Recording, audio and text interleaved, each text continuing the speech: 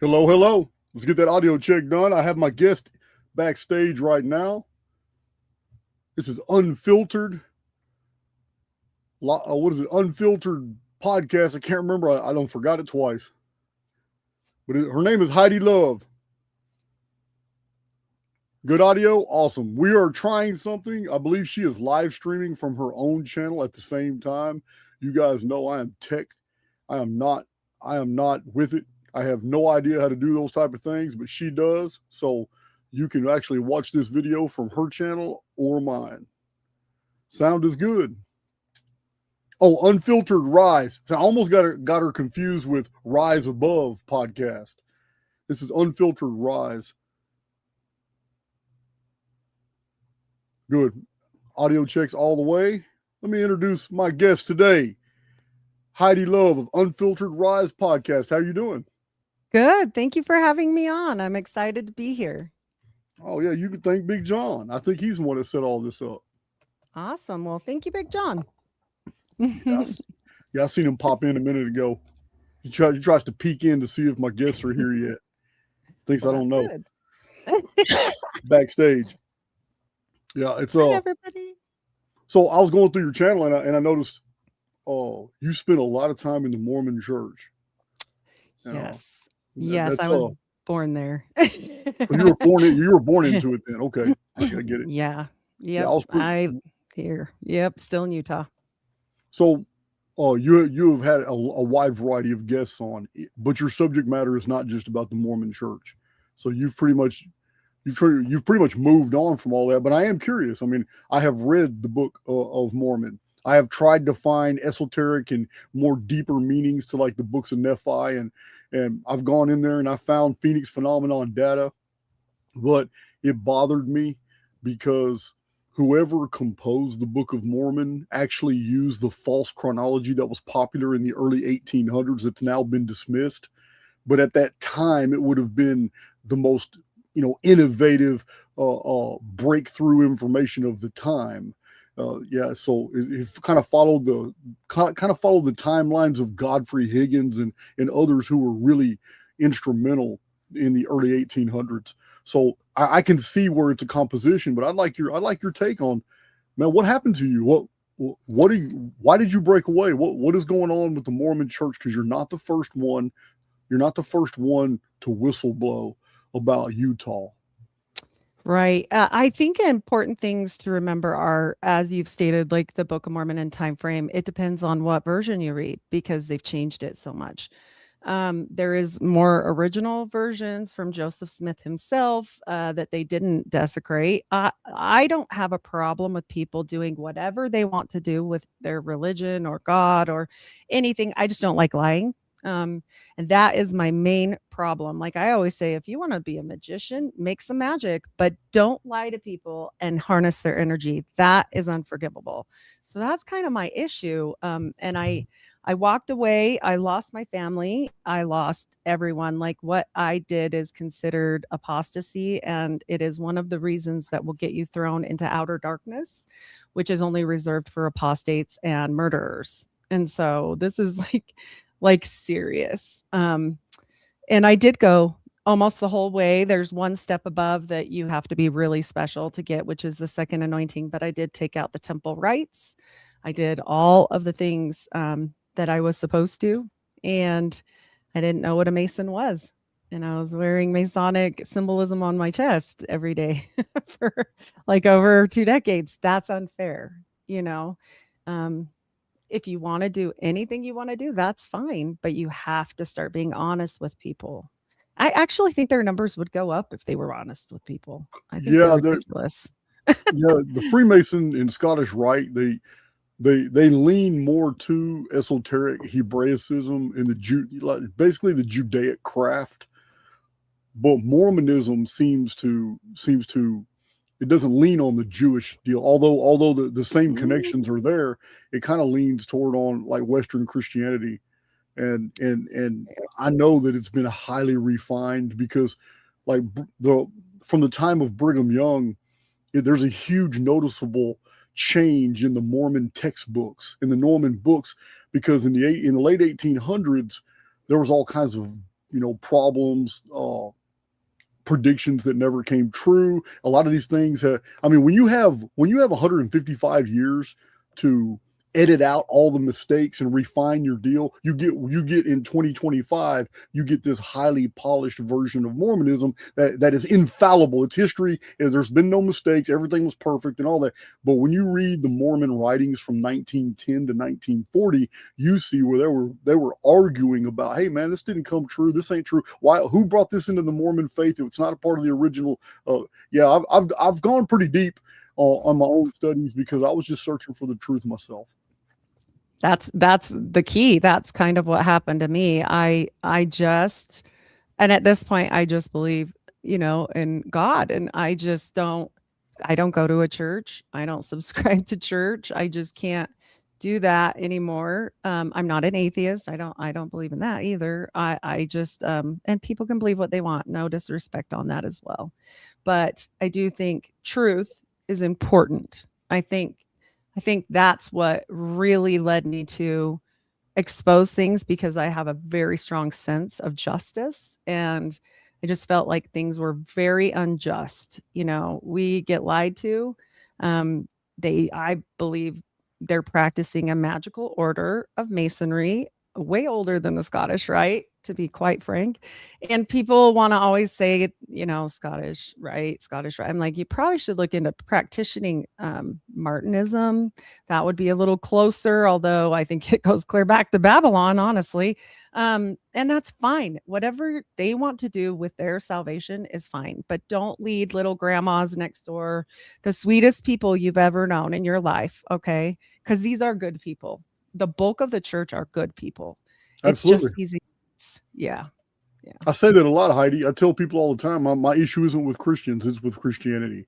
It's Christians are basically good people. And what we have with the Mormon hierarchy and structuring is very similar to what we have with NASA. The bulk of the people who are employed with NASA actually believe that they're doing the things that the upper hierarchy are telling the world that they're doing. So people are doing their jobs, are doing the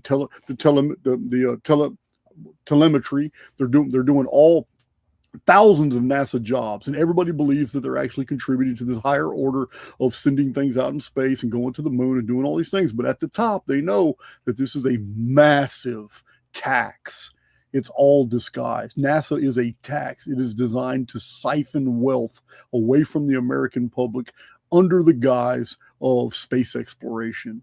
And the Mormon church, only the people at the very top are really going to know just what you're getting into. Just like all these people talking about, man, I'm 32-degree Mason. There's guys with YouTube channels who brag about, I made it up to the 32nd degree. Then I decided I didn't want to go higher, or whatever their story is.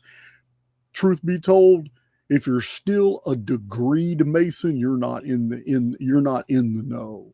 It's above the degrees where the decision making, where they really know what's going on. So with Mormonism,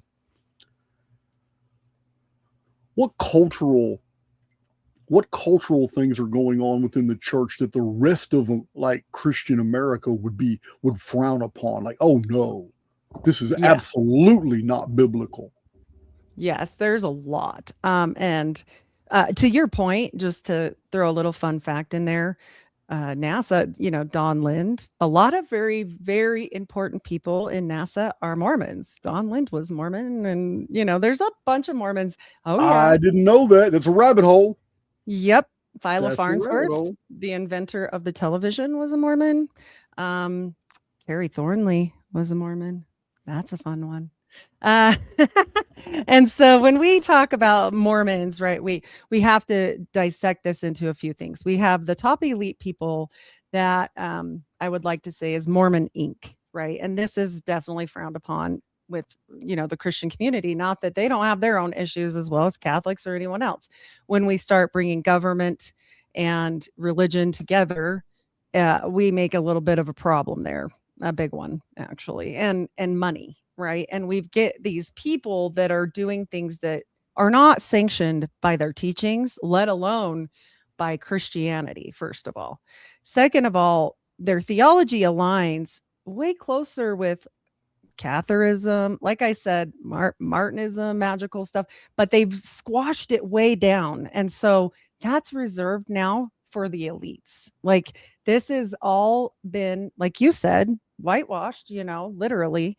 And they've taken out the theosophy that's involved in it. Like there's a lot of very strange rabbit holes that, you know, come out of the Mormonism movement, including a branch of the Strangites that called themselves the Halcyon Illuminati.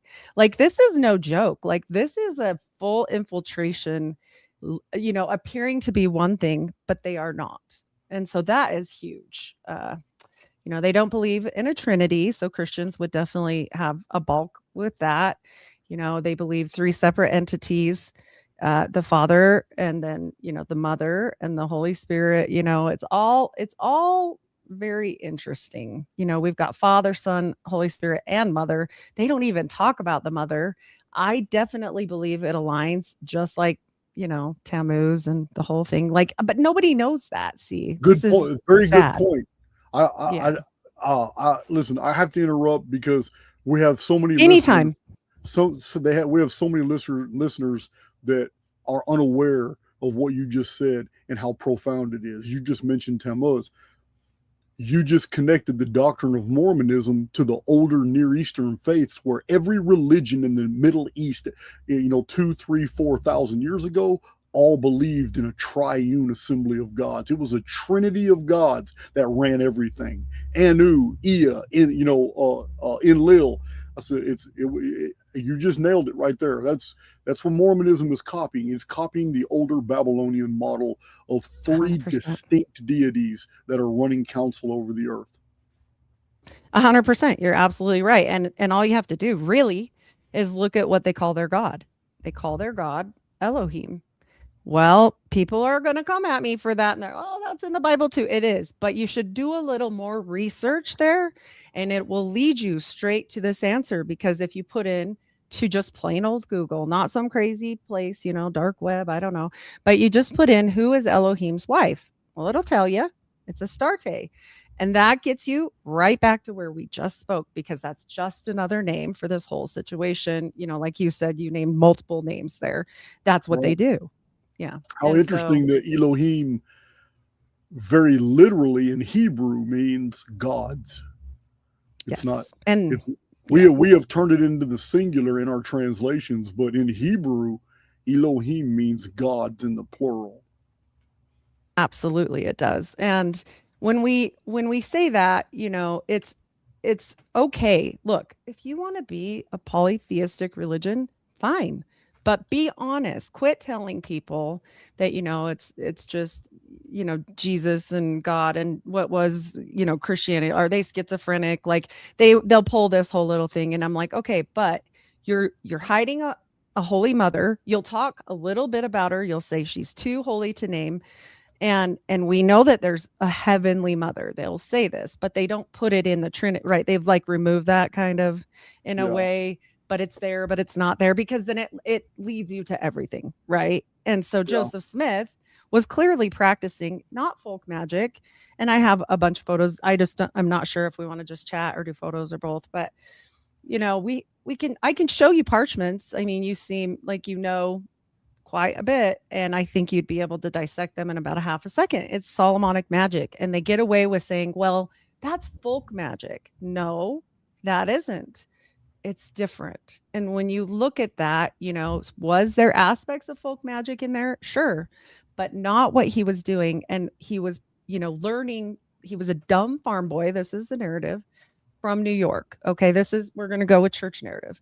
He's a 14-year-old boy that didn't know how to read or write from New York. Okay. Mm-hmm. Well, how come his paternal family are some of the most influential people in Salem, Massachusetts? Right. And how come his great-great-grandpa was involved in the Inquisition? Yeah, it's a Spielberg. It's a Spielberg invention.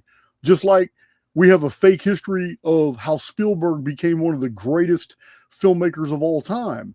Yeah, he has this amazing story just made up, how he snuck into the studios and there was empty office buildings, and he set himself up as an office, and he used to sneak into all these movies as they were being made. And since there's so many hundreds of people, no one was really checking who's who. And he used to walk around in a suit in a briefcase and just give advice on how to better do shit. And all of a sudden he became the talk of Hollywood, and everybody went to that guy Spielberg, and nobody questioned the fact that he had an office. It is a ridiculous story, but there are so many people, like you said, this is Rockefeller syndrome.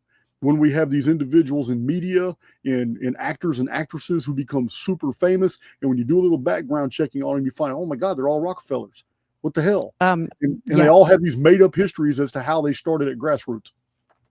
Rockefeller comes into this, with, I mean, even they try to obfuscate, like, well, okay, we hear a lot about Joseph Smith, but what about the families, right? This is where I started pulling things apart. And I'm going to start a new podcast underneath my regular podcast, just called Unfiltered History, because every time I pull something down, right, like you said about Spielberg, it's this grand illusion, right? You pull it apart and you get to the facts, and you go to the facts of the time, like go to Salem's actual city, like entries all about this, witchcraft trials, and there's the name, and there's the dates, and there's the real information about these people. That's just one instance. You can do that with a lot on Mormonism, but they don't like that, and they expect you to be a lazy learner. These books here are nothing compared to what's sitting next to my bed. My husband's like, yeah, your books are overtaking our whole bedroom. I'm like, I get that, but I need them to like pull something apart. Like, here's another fun story. Who was the first principal of BYU at the time? Well, there's this guy, and I got this really old book from 1927, and his name is Carl Maeser, Maeser.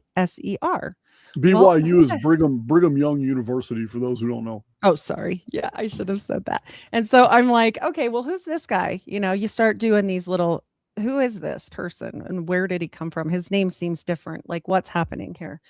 Well, he came from Germany. What do they tell you with Hegel or anybody, like, take over education, right? Take over the children. This is what they're going to do, and this is what they've been doing. So Maeser gets brought into this, but who is he related to now? How about Peter Thiel? He's Peter Thiel's great uncle. So when we look at this and we see all of these different things that don't seem to correlate, like the lady that was the full progenitor and financer of Stanford, how come she was a spiritualist, but her name was Mormon? And it's so easy to find. So then, of course, I look it up. Yeah, there's Mormon history. It's everywhere. It's everywhere, but they disguise it. I see that. There have been many people over the years that even accuse the Mormon Church of even more nefarious, dark practices of child trafficking, whole families coming up missing. Utah's a big place. It has a lot of desert, There's even rumors that the temple has a massive underground complex underneath it. It does. That's not a rumor. Yeah, that's 100% fact. I do an episode on the tunnels, and we have photos there that are 100%. There's tunnels all the way. There's a complete grid system underneath Utah, and it goes all over the place. And there's photos of it. It connects many military bases. Underneath the military bases are also military bases that are connected underground.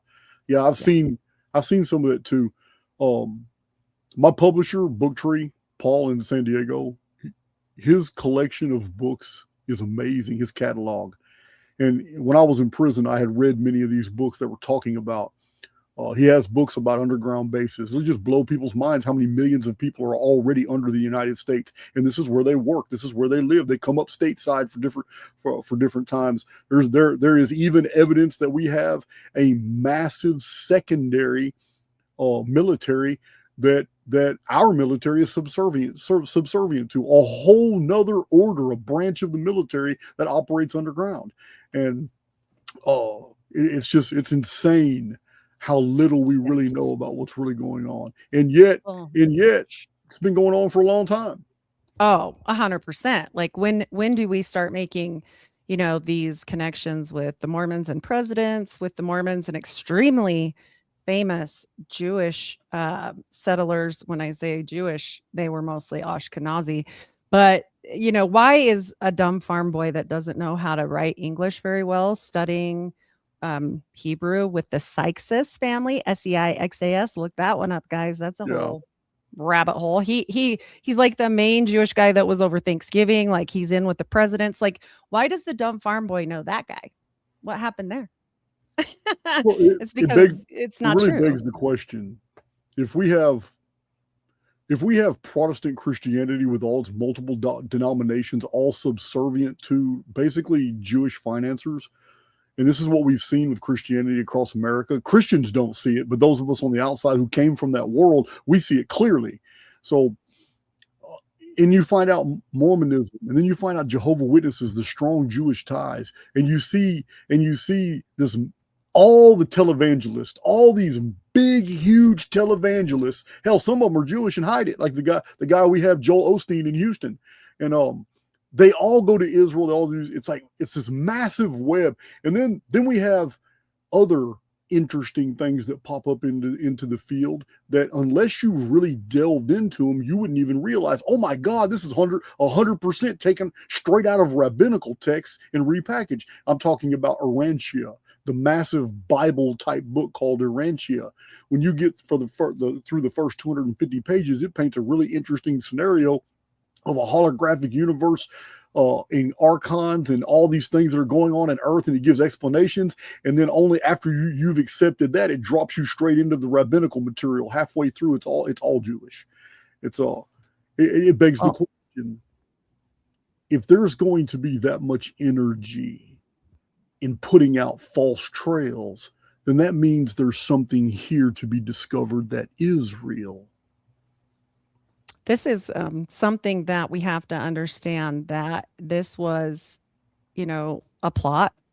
America wasn't what people thought. I just barely did an interview, and he mentions this specifically, how, the Mayflower story, that's a complete Rosicrucian thing. The people that were coming over on the first boat, are, like most of them, Rosicrucians, the first families.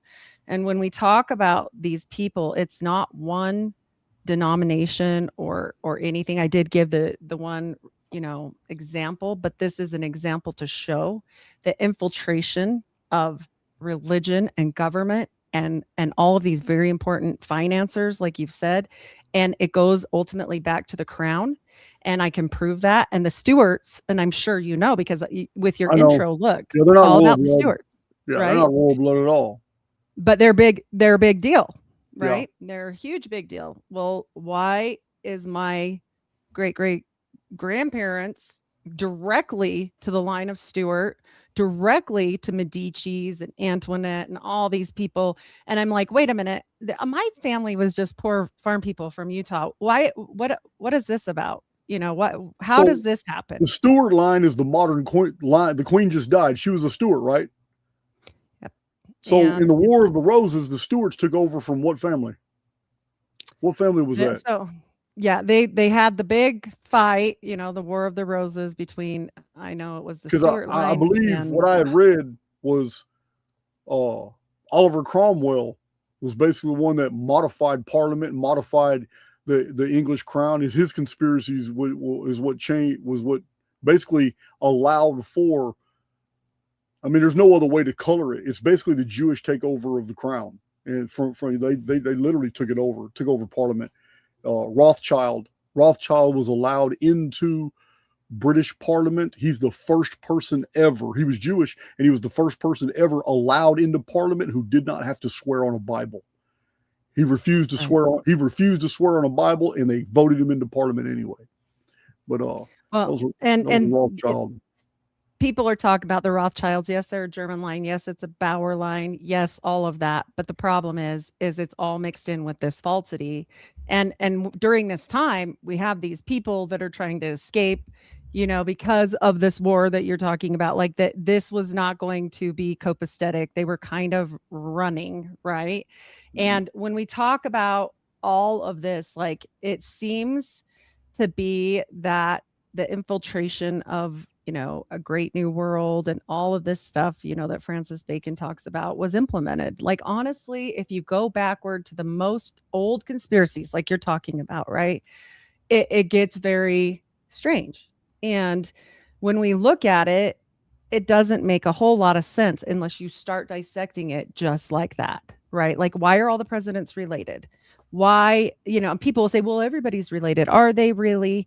But, the point is no, not everybody should be related just because of the generations that came here. Like that's a little much. That's what people want to throw it under. But yet I find these connections time and time again, like the Rockefellers, Joseph Smith, founder of the Mormon Church, seventh cousin, 2 times removed to Nelson Rockefeller. We've got also my more fun one is he's the 5th cousin of, William Huntington Russell, who starts Skull and Bones. And then we get our own Skull and Bones out here in Utah that is sanctioned. That is not a copycat. That is sanctioned from the people that were in Skull and Bones that came here, that were family members to the Mormons, came here and set up this branch. And there's never been another one since or before.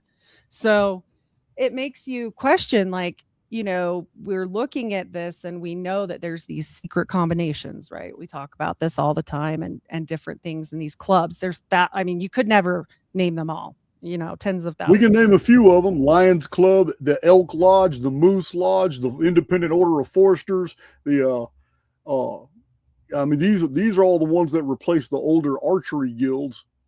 But the archery guilds were done away with in the Templar times because they were anti-Christian. And right. they were the pagan guilds throughout Europe, and they were done away with as Christianity took over.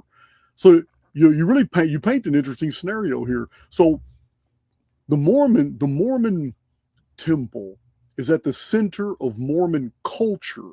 They literally have their own state, and yet they have spread their tendrils through all these other states, but it seems to be nothing but the finger on a fist of a larger network.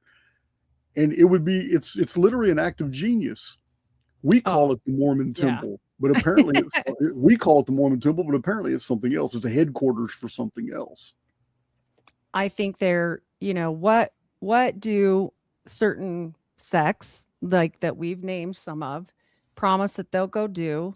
They'll build temples, and they'll tell you their temple is the recreation for the King of Solomon. They don't hide this at all. Right. They have a big, basin. There's your common denominator with Freemasonry right there, because Hiram Abiff, Hiram Abiff and Solomon's Temple is the center of focus to the degrees.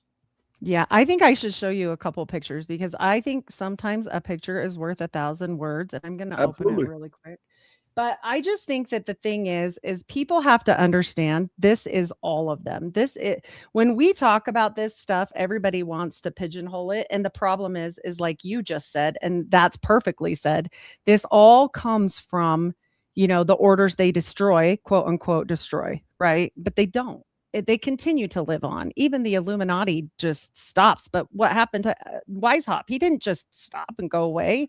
No, he lives out his life and things go on. Yeah, so you're right. I'm just in 1776, no. Weishaupt was exposed by the Bavarian police. They found all his secret communiques to other people. But you know what? Shoot, the rest of Europe covered that shit up, and Bavaria was kind of left stranded out there. Absolutely. Right. And isn't that a curious year, right? Isn't that the most curious year for that? But we have to understand that this stuff doesn't just go away. That's silly. It's actually funny to me, and it's going to go into a bunch of windows. So let me fix this real quick first. Okay. Whenever you're ready, tell me if you can see that on the screen. Oh, you should see it now. Okay. So I can't see. I just can only see my presentation, but just interrupt me anytime. But I want to show this because this is the Smith family parchments that the church has tried to obfuscate for clearly obvious reasons. If you know anything about magic or the keys of Solomon. I'm looking at, I have books on Enochian seals. I'm looking at 2 Enochian seals right now. Absolutely, you are. And we also are going to get into something that Joseph Smith had on his body at the time he died. But we want to show that this is clearly, like, we have Raphael in the center, and we know one thing about John that John D tells us for sure. All these things that everybody talks to, Crowley, Joseph Smith, Muhammad, the Babylonian workings. Okay, name them all. Like, it doesn't matter. This is what happens. They get into some weird stuff. They do some rituals. An angel usually shows up. Crowley didn't have to have an angel because he didn't care. A being, Awas, showed up. And then it tells them, write a book. And here's what you're going to do and write. And then some kind of something strange comes in, like John Dee, the wife swapping, and he gets to raise, Edward Kelly's kid. And, with Mormons, it's polygamy. With Muhammad, it's polygamy. There's questionable 8-year-olds there. I'm not going to get into that whole thing. That's a mess. Whatever happened there. People get offended, but it's not my history. Also, Babylonian workings. We've got, creepy stuff out in the desert. And, we've got a lot of things happening, but these all branch into what? Religion. Every single last one of them. Even Crowley, though people don't recognize that are Christian, they don't understand that is what happened, So when we're talking about all of these things and talking to entities, which I believe are just, multidimensional, much like Steiner talks about, right? We have to understand that these are lower entities. And when you have this seal open here, this means you have a working relationship with this entity, right? Are you still there? Sorry. Oh yeah. Okay. I'm You're good. I just can't see. You're good. I'm processing just once in a while. Once in a while, I'll check in. Okay. And so these things come, these are the seals, okay, that was on that previous paperwork. And they'll say this to you. They'll say, that's for his protection because people are trying to come against him and do spells against him, right? But that's not what it says. So it says, whoso beareth this sign about him, let him fear no one but God. And the next one down, whoso beareth this about him, all spirits shall do him homage. But the part that they left out in that piece is it actually says those who invoke. Okay. So when we're talking about invoking spirits, we're talking about something completely different now. We're not talking about the same thing anymore. We have to understand that they're making the spirits come. They're not just popping out of nowhere. Like, that's silly, and that's not the only thing that Joseph Smith had that was a little hokey, okay? He had the Jupiter talisman that he died with in his pocket. And it was his most, according to his wife, most intimate possession, according to her, okay? And this talisman led me to the Keys of Solomon. And it led me there early. I also completely focused on Enochian at first, which is a big part of this. And then we get into the Keys of Solomon. Because I have the Keys of Solomon book too. Right. Exactly. See, and you can see it. Like, I mean, I've been accused that I copied somebody because I read this. Like, anybody can read this. That's so silly. Here it is for everybody to read. Go find a book or look it up. But this even says right here, this defendeth and protecteth those who invoke and cause the spirits to come. So we also know that the Book of Mormon story is that Joseph Smith would go out every year on the same date. And this date is curious. It's on the fall equinox. Well, if you know anything about Martinism, 2 times a year, you can communicate with angels. And these are practicing Martinists. Not all of the Martinists are the same. This split apart as well. So I'm not trying to just be mean to them. But if you look into, Cagliostro and different things, you'll see like how this changed and evolved from Saint Martin, who had a different opinion on it. But we won't go there today because it's a lot. But I'm just saying he did this ritual every year at the same time. It's a quarter moon ritual. Okay. And it's a mix of, Solomonic magic, Wiccan, folk magic, witchcraft. And like I've said, I don't care what he did. It's not my issue anymore for me, but I do think it's really important that people understand it. So before they jump into the waters of baptism of this church, that they understand what they're getting into. Because you might get more than you can chew. Because John Dee even said, like, he was super pious. He dedicated half his life to this. And he said, they lie. They're not good. So what do we do with that? It gets you know, Listen, you confusing. can call them what they are. I mean, the closest approximation that we have to transdimensional intelligence is demons. I mean, I mean, Absolutely. Yes. and Because they're and lower. the belief in demons antedates Christianity. I mean, a lot of people like to equate it. Well, that's just very Christian, but it's not. I mean, the belief in demons is transcultural. It's all over the world. It has nothing to do with Christianity. It's No. in former times there were believed to be the disembodied spirits of a race that pre-existed humans that were wiped out in a cataclysm, and they still remained here in different ways, and only by the activity of humans, especially observation, could they even manifest in their world. They were called jinn. But yeah, Yep. it's Or yeah, the there's all kinds. Nephilim too, Yeah, right? Like yep, you get, I mean, and this is what the church knows. This is why they, when you look at this stuff, I'm showing you, does it look Christian to you? Like we're talking about, ceremonial daggers. We're talking about, all these different, at best, Christian mysticism, but I think it goes further than that. Honestly, like we can look at this, right? right. And I mean, if people don't want to know, most of the time I run into people that are like, she's just lying. And I'm like, look, these are just books and I can't argue with information. Information is just information. But when it comes from Sibley's Book of Witchcraft and the Magus and different things, it gets a little wild, So the Magus was written by Francis Barrett and published in 1801. It's huge, volume 1 and volume 2. This is what she's referring to. I have these in my library too. If you want to get, it's called the Magus, a complete philosophy of magic and talismans and artifacts, and it's an awesome book published in 1800 and 1801. But the Magus is something you're going to want to get into. But it goes into all these ancient sigils, talismans, symbols, traces their origin. Is pretty good. Yes. And forever when I was young, I was told that Joseph Smith, when he finally did get the plates after being punched in the face by a toad or something like a toad, isn't that fun? If you know anything about magic at all, you kind of know, if you know, right? The toad is, one of the witch's familiars. They changed this story later. It became a salamander. And then that person was discounted, called a forger, arrested. And I think it was planned because it's a Knights Templar. It's way better to be a salamander than, a toad of witchcraft.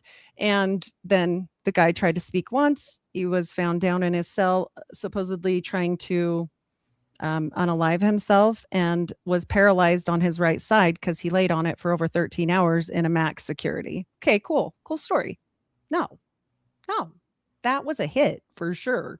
Like you don't just leave the guy there, even if he did that to himself. 13 Yeah, hours? That yeah, doesn't happen in max. absolutely. Yeah, Yeah. I was in prison.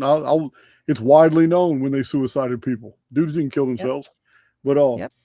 I want to comment on the golden tablets of Joseph and the frog, and I want to explain why they merged those symbols. So the traditions of the golden tablets, they go back to about the 4th century BC, where it was alleged in Egyptian Coptic writings, and I've cited these heavily in my own books, that golden tablets were found that contained the secrets of a former world, and that former world secrets were the actual origin and reason the Great Pyramids were built.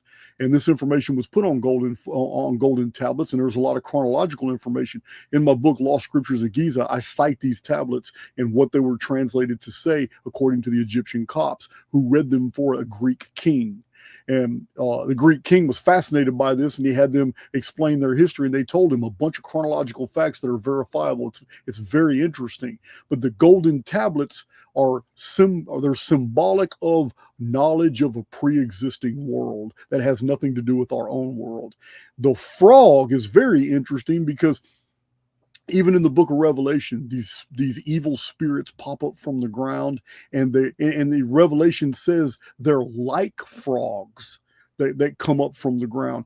And the frog in older traditions was a creature of two worlds, because originally as a tadpole it lived in a totally different world in the deep, the origin of spirits and demons and all that. But once it manifested into our world as something ugly and something that can cause hallucinogenic effects and all that, licking the frog or whatever. By the time it appeared in our world, it was ugly, but it came from another world, like spirit tadpoles in water and stuff. So it's the bridging. It's the bridging of two concepts. The frogs are supposed to be the evil spirits that are carryovers from the world that the golden tablets are talking about. Absolutely. And he had a magical rock that he transcribed all of this from. They hid that from us forever when he did get the plates, and they want no one to know the story you just told. Like this, like I said, this all goes back to very ancient times, and they have a pre-existing life. Mormons preach that we all lived in a pre-existence and we chose our life. We chose our parents. We chose our problems. We chose everything, that we're all spirit children of Elohim who has many goddess wives. And, we're going to go to Kolob as gods someday and have our own Kolob. They took that all away, I mean, can't bring that up anymore. So, but it's part of their theology. And you just have to understand that, like, there are very different aspirations from Brigham to Joseph. Joseph was very into magic. He was a magician. Crowley himself speaks about him in the Moonchild book. He references him in the notes at the bottom. He specifically says he is talking about Joseph Smith. And he oftentimes has been, tipped his hat basically to Joseph because he was a magician.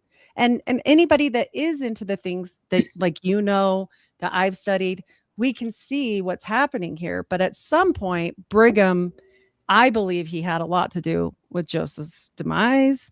That isn't the story, right? That's not the story, but I really, truly believe that.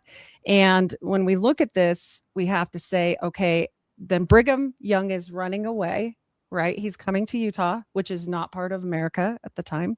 He wants to have an independent state, the state of Deseret. All right. And the beehive. Did you say Deseret? I did. Spell that for me.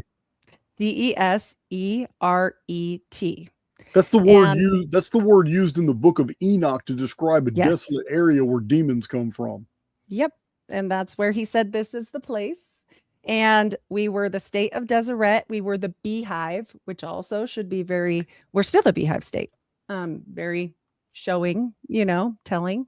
And I believe, Brigham Young was taking over this religion because it was a setup. And here's the thing. I believe Joseph. I believe he saw what he saw. I believe that he conjured it here. I believe that he was a magician, just the same as the others I've mentioned. I think magic is real, or it would have died a long time ago. The cult of the Magi explains a whole lot. And if you look backwards, right, or the Green Brotherhood, right, like all these things, we can look into hundreds of different cults or brotherhoods, and it will show you, like you said, a lot of hidden knowledge. This is why they keep it hidden. This isn't for the uninitiated. And I think that Joseph was riding the line of exposing way too much. Brigham was running away to do polygamy and wanted to be left alone. But then he does a curious thing. He wants to speak to somebody, i.e. the president, about completing the railroad out here. Isn't that funny? Like, I thought you were trying to hide. What are you doing? Why are you doing that? Golden Spike, where the railroad was finished, is here in Utah. Four Corners, which is very crazy place. And so they started on the West Coast and the East Coast, and they met in Utah. Yep, they did. And that was, widely sought over by the people that formed Stanford that were from Mormon lineage. It just gets very strange if that's really what is happening, and you're all different religions, spiritualists and Mormons and all these different branches of things. Why do you all seem to have the same names, and why are you all intermarried? I mean, it's kind of strange. You mentioned basically earlier in this presentation, you had mentioned the Medicis, and they are the central hub of the European monarchies. Of almost every conspiracy can be traced to the House of Medici. They had their hands in everything. And So why are a bunch of poor farmers in Utah related to them? That makes no sense. And I'm not just talking about I'm talking about really in-depth records that people have done. I didn't make this up. I didn't want that. And even my DNA test, because I was a normie before 2020, it all correlates. So it's not just baloney, I'll tell yeah, you. And they were hiding people in places on purpose. They were trying to make a super race just like somebody else we know. And they had the same rules too. Not one drop of blood before 1978 could be from the black race, no one else. No, this isn't about what people think. This is specific to one race. And why? Because if you look at the Great White Brotherhood, right? It doesn't mean your skin is just white. And they were intermarrying with Native Americans on purpose, especially the Micmac, which I am some percentage of Micmac up in Canada. This yeah. branched out everywhere. Okay. They were actually taking people and making children that were specific for harnessing the best energies, basically their magical properties. So are the That's Mi'kmaq related in any way to the Mandan? that I'm not sure. I know they also go by Mi'kmaq. They're the Canadian Aboriginal tribes. And so, they're up by where they say the Templars first landed, which I believe, Lanzo Meadows. It's a very interesting story. And all of That the would have been children, what, the 1320s, 13. way Yeah, before Columbus. Yeah. yeah, it would have been the Uh, 1320s because we also have a very curious in the Battle of Bannockburn, 1314 AD. Robert was defending himself against the invading English. They were having a lot of problems between Scotland and England, but suddenly a cavalry for which Robert did not have came to the rescue. And there's been some people who said the story's BS. Other people say was the only reason Robert was able to fend off the English was because this mystery cavalry. And then shortly after that, we had in Scotland, we had the Scottish Rite appear, which people believe that because it appeared at the same time as the Jolly Roger, all these Templar fleets were now outlawed. So they started flying a black flag with a skull and bones, and they became what we know of as the pirates. But some of them helped Robert the Bruce in that battle, and I don't know, man. There's a lot of naysayers, and then there's a lot of people who provide pretty good evidence of all that. So if they went to the reason I'm telling you this is because if the Templar fleets escaping Europe did make it to America, then it adds more credence to the fact that some of those ships did make it to Scotland because it's a much shorter route. and where does Joseph Smith's lineage himself come from? This is all church actual DNA, okay, that they've had genealogists go through, collect all the DNA from his posterity, and actually figure it out. It comes from the Nile of the Nine. And if you know anything about that, that goes to the Tuatha De Danann, and it goes to some of these Scottish, people. And also, you have to wonder about the Egyptian myths of Skota, right? So we have to look at this with very open eyes, because I will tell you the Mormons have, something called one royal line, and they trace themselves back to the house of David, literally, not Yeah. not theoretically, okay? And they have on this line a star, the Star of David, that says with these ones they will have the divine right to rule, okay? That scripture on there from this line, kings will rule. And so we have to understand the parts you're not supposed to understand to see how scary this is, because I'm telling you things that most people would never know about the Mormon church. Not the Mormons, that's for sure. They wouldn't know this, unless they're top elites. And what's the best cover ever to go and figure out all the mysteries in mystery schools? Well, how about a 2-year mission for every boy that turns 18? How about that? This is inside the temple. I did this. Baptisms for the dead people that are actually deceased, that you become proxy for, literally take on that person's name. Oh, you play And host. yes. And what Wow. attaches to you at that time? You do this as a pubescent kid, right around 12, 13. Their children. that do this most of the time. You can do up to 8 at a time in multiple sessions. The rules may have changed since I've been there. I've been out quite a little while now. So we have to look at what they are doing. They marry you for time and all eternity. Okay. And they also have you take on a new name in the temple, which Oh all of man, this listen, should sound this is very all familiar. invocation right. So check this out. Yes. Let me ask you this. I don't know if you've gone down this rabbit hole, but uh yeah, what you just described is a very cleverly masked, basically tethering a disembodied spirit to you for Yep. your whole life in a ritual that's specifically designed that way. But so, do you have any data on how do I say this? Me, I normally don't give a damn Don't about be offending. delicate. I Yeah. normally don't Be give a damn about offending people, but it's is there any data for a high proportionality of Mormon cases of like split personality violence. disorder? Yeah. So we are one of the top states. I'm a mental health nurse now. That's what I do now. I try to help people and the best I can for addiction through addiction. And I will tell you, we have a high level of SI. I'm not going to say that because it'll get us in trouble. Where you're unaliving yourself, divorce, depression, pharmaceuticals, and it's really convenient for the church because they own So most of the psychologically pharmacies. debilitating states it's noticeable that in Utah they're higher than elsewhere.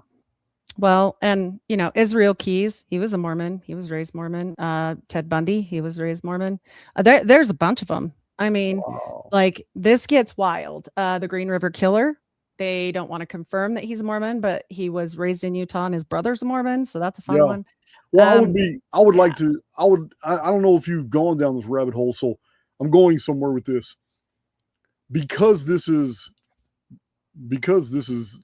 the absolute model of ancient Babylonian invocation rites. So I'm going to say that if you can't see a noticeable difference in percentages with Mormons with split personality disorder, all that, then that means this type of invocation may be something else. And I would like to know the numbers on how many males coming out of Mormonism are actually populating our force recon units, our Delta units, our SEAL units, all the branches of the special forces, Space Force. How many? Is it disproportionate? Yep. Do Mormon males have the highest security clearances in America? I dare say they do, and they branch into something called the Mormon Mafia, which people can scoff at. But I'm going to finish just a couple things on here, and I'm going to go into that because that one is wild. But I just want to show this symbolism because you brought up the invocations, right? And I have gone down this road, and I remember when I felt very moved to go down this road. Okay. And my mom completely lost her mind. She was like, "You can't study this crazy stuff. This is bad." And I'm like, I do realize that I'm not going to practice this. I'm not becoming a practitioner or anything, Mom. But like I'm not getting the answers where I'm looking. And I'm pretty sure they're on this other side. And as I started that study, this was something put on my heart. And it wasn't something I really wanted to do. I never thought I would ever be a podcaster. I'm a nurse, I'm a mom. I'm a grandma, I've got 6 kids. I'm busy and I was fine with my life the way it was, but this was put on my heart, honestly. And so that's all I'm trying to do is expose something that I do feel is nefarious. And if people, don't want to hear it, that's okay. But if you do, I hope this helps you because it really helped me, when you start breaking things off of you, your life changes. And mine happened because I almost died, quite a few times, but I had cancer, I almost died. That's kind of what led me on my way out of the church. And, I knew when I went into the temple to do the rites, something was wrong. So this is on the outside of the temple. Oh, wait a minute. We're On the still Na sharing? Hold on. Let me oh, put that back. sorry. All right. Yes, the I got Nauvoo it. temple. And I think this is really important because of something you brought up. So if you look at the pentagram in this photo, it's upside down. Okay. So, and then the other pentacle is in the circle. Okay, which is a binding. All right, for people that don't know with magic, and it's very concerning to me that possibly they are invoking things into people without their knowledge. All right, and sealing it there, and their buildings tell on them so badly, but so does the ceremonies that they participate in. So this is what happens inside the Mormon temples. This is something I did. They did take out the slitting of the throat, okay, where it's ceremonial, like where you just say you'll slit your throat before you tell, like I'm doing right now, okay, and cut your guts out. And it's all the same for Masons and everybody. It's the same thing. It's the same oath. They took that one out because people got upset. But they do the true order of prayer. Yes, Satan shows up there. He is Jesus's brother in the Mormon church, just so people know. And this is something that you wear. These are your temple clothes. No longer do the women veil their faces, but if you understand something about the offerings and old magic and veiled faces and different, it's very, very interesting. Okay. Yeah, well, And the so apron is a nod to the it's craft. green. Yes. And it's green. It's supposed to be green. This is just dark. It's got fig leaves on it. And so, this is also very interesting. This purposeful hand movement here, and then you go up and down 3 times. It's very Typhonian. It's chaos magic, look, like, I mean, it didn't really take me all that much studying to find this surface level stuff. The whole background of it, where it's, the mysteries and all that gets harder. But it So was something that was there's a wild. deep connection between Typhon and human sacrifice. Yep. Yep. And I truly, so they used to say, now they say, "Oh God, hear the words of my mouth." But they used to say, differently, and they would say, Pele El. Okay. And when you get your new name, and then the very last thing you do after you go through a whole bunch of stuff, I'm skipping a lot, but if you guys go to episode 172, it'll show everything, all of the symbolism, everything you do in there. But you are doing things that you have no idea what you're doing when you practice this ancient magic. And I will tell you, if magic didn't work, it would have died off long ago. It does. And you have to be very, very careful with yourself. They also use mirrors, making like a portal look, and you'll see it turns green at the end, which is it's all very significant. We get into Venus and all the things, but I know whichever rabbit hole we want to go down is fine. But this is what you see when you look in the mirror, okay, as you're being sealed for time and all eternity to your husband over this altar right here, okay? And you kneel. And it is the closest to a Hebrew type ceremony for marriage back in the old days. And they are proud to tell you that. Like, they're happy about it. But mirror magic is something. Like, all of this stuff it's a lot. And the health in the bones and marrow and all this stuff, there's this very witchcraft phrase, which is the last thing you say, the last piece of knowledge before you go through the fake veil. Do you know what I'm talking about? That magical phrase? Wow, that's pretty. Yeah. It's pretty interesting. The pentagram that you showed on the Mormon temple. So I'm gonna dot connect here a little bit where your research kind of crosses over into mine. So the Solomon Temple isn't even about the Solomon Temple. It is a representation of the actual antediluvian temple that we know of as the Great Pyramid of Egypt. The Great Pyramid of Egypt it has 5 terminations. It has four at its foundational cornerstones, and then there's a 5th place at the top where a fifth cornerstone has yet to be placed. It would be the largest stone of the entire structure, and the entire structure is designed to hold it up, but it hasn't been placed yet.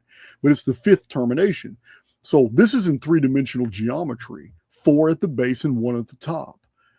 The pentagram is a representation of three-dimensional geometry of the number 5, but it's only representative in 2 dimensions. Those 5 points made equidistant form a pentagram. That pentagram is 10 angles of 108 degrees.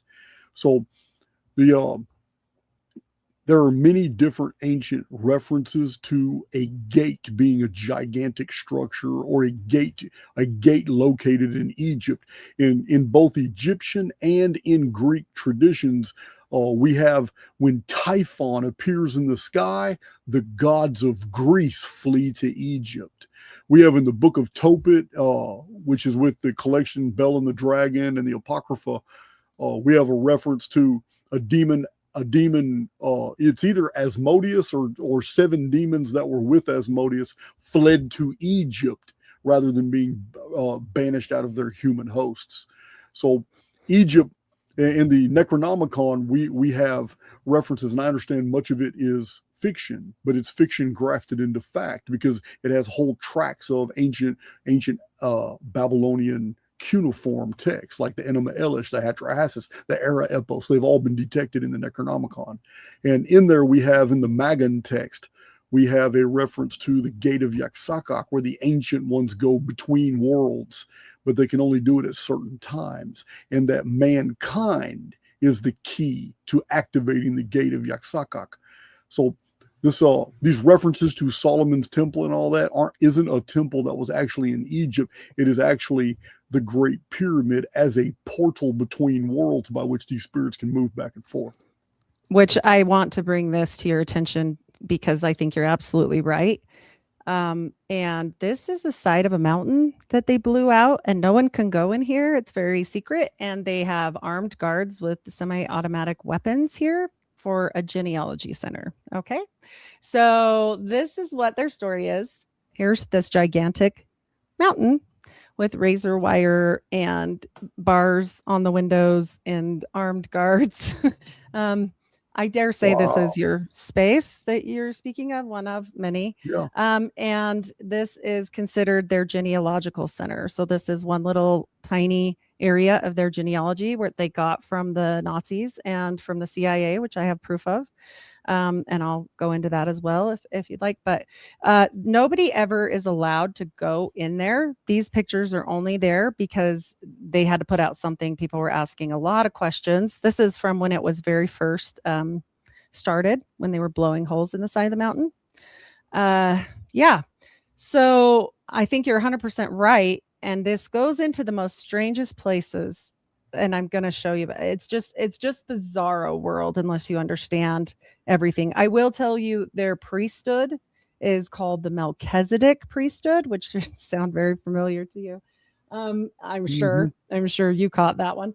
And their garments, I do want to show those very, very quickly. Okay, so here's what the undergarments look like for Mormons, their magic underwear. But the symbolism here is the compass and the square. Then the ruler is sideways over the umbilicus. And it's all funny enough right over an opening in your body. Nipples have openings. A belly button has an opening. Okay. And people can scoff at that all they want. But if you know, you know, and you are supposed to wear this the closest to your body, never take them off. You have tons of these, pairs of these. It's like your underwear. And you only take them off to go swimming or go to the gym or make more Mormons because they like you to have a lot of kids. But you got to put them right back on afterwards. So they want this even on before your bra. Like this is supposed to be closest to you. And, when you're talking about channeling and entities and all of this stuff, like we really do have to look at the whole thing, right? It's got to be in context to what you said, but how many people know that history? Like hardly any, And Right. so it's easy to lead people astray. And unfortunately, they've made it so mainstream and normal, right? But meanwhile, the prophet of the church. This was one of the prophets. He's dead now. Thomas S. Monson and Baby Bush. Well, what are they doing? That's not Masonic, by the way. That's a secret society handshake. So, Yeah. We've got the cousin of Joseph through the Mac line. Funny enough, they never bring that up. They also never bring up that his grandma on his mother's side was. Do you know who Deacon Gates is? No, don't. Daniel Deacon Gates. So he was a big deal. He was from the Gates family. In fact, they call him the Deacon line because so many deacons came from them. But one of those people was Bill Gates. And Bill Gates and the Mormons have kind of a funny connection. But he is related to Joseph Smith, though if you try and Google it, it will not give you that information. You have to go up the mother's line to find it, and her name is Lucy you got to Mack. do the same thing with a lot of the people I study. Yeah, you have to go. They will tell you nothing, but then when you go research who their mother is, sometimes Wikipedia will slip up and tell you who their mother's dad or mom was, and then you got it. You know exactly. Yes. Yep. You got to go to a brother or somebody. And this is the Melchizedek sign. Okay. This is all over their temples. This is for their priesthood sign. Okay. I'm sorry, but when your signature sign is a mammon sigil, you should probably be concerned about what their intentions are. Yes, they left out this piece in the center, but let's all be realistic. This can represent something. It does. Yeah. And I just can't make it up. Like, it's right there. This is directly from the Keys of Solomon. So I'm going to tell you my limited knowledge on Melchizedek. So first of all, it broken down into Old Semitic, it just means the king of Zedek. So, in the book of Jasher, Melchizedek is a central figure. Melchizedek was a line of possessors of information going back to Shem. Shem had no beginning and had no end, according to this mindset, this priesthood after the cataclysm.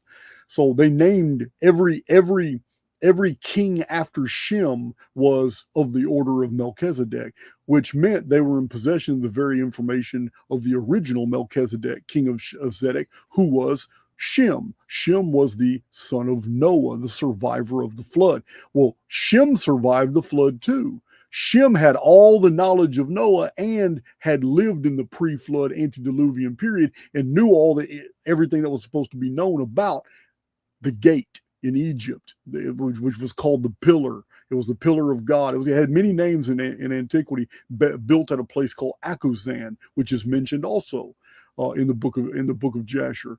So when I don't know what the Mormons are attaching to here, but the oldest references to Melchizedek I have ever found are what the Bible refers to as source material. Because twice in the Bible we have, is this not written in the book of Jasher, showing that the book of Jasher is a chronological record. That's all it is. It's a year by year record covering like 5,000 years of history.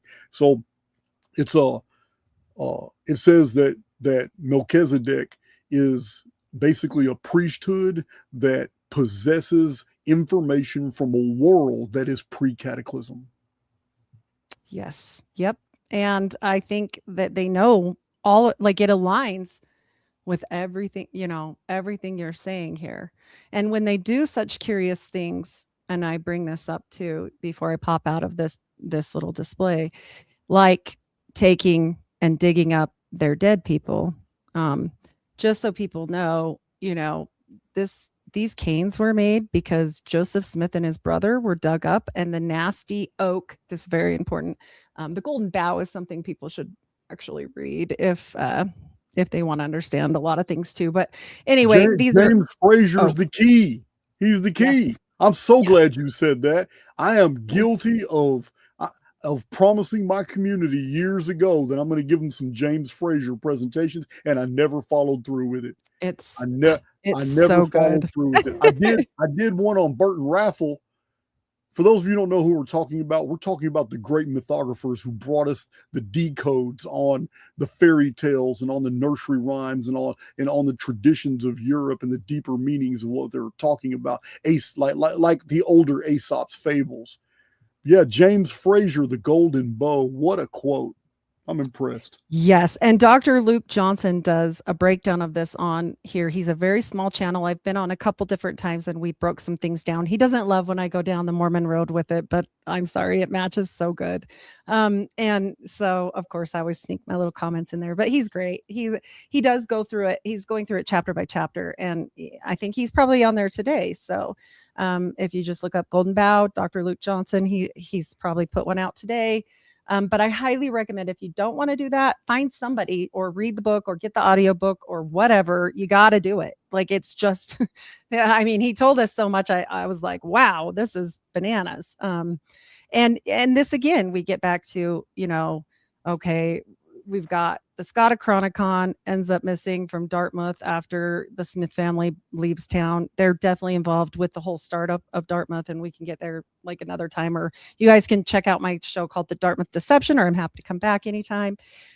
It's critical to understand that there are hands in every piece of the early colleges, secret societies, and magic. And so, the Scotta Chronicon disappears when this family disappears. His great uncle was the rare books collector in town and the very first professor of Dartmouth. And they'll say he wasn't, but he was. And so, he's like a distant cousin, and they'll be like, oh, he's so distant that it's too distant-y. And I'm like, yeah, well, it's on both sides. So get out of here.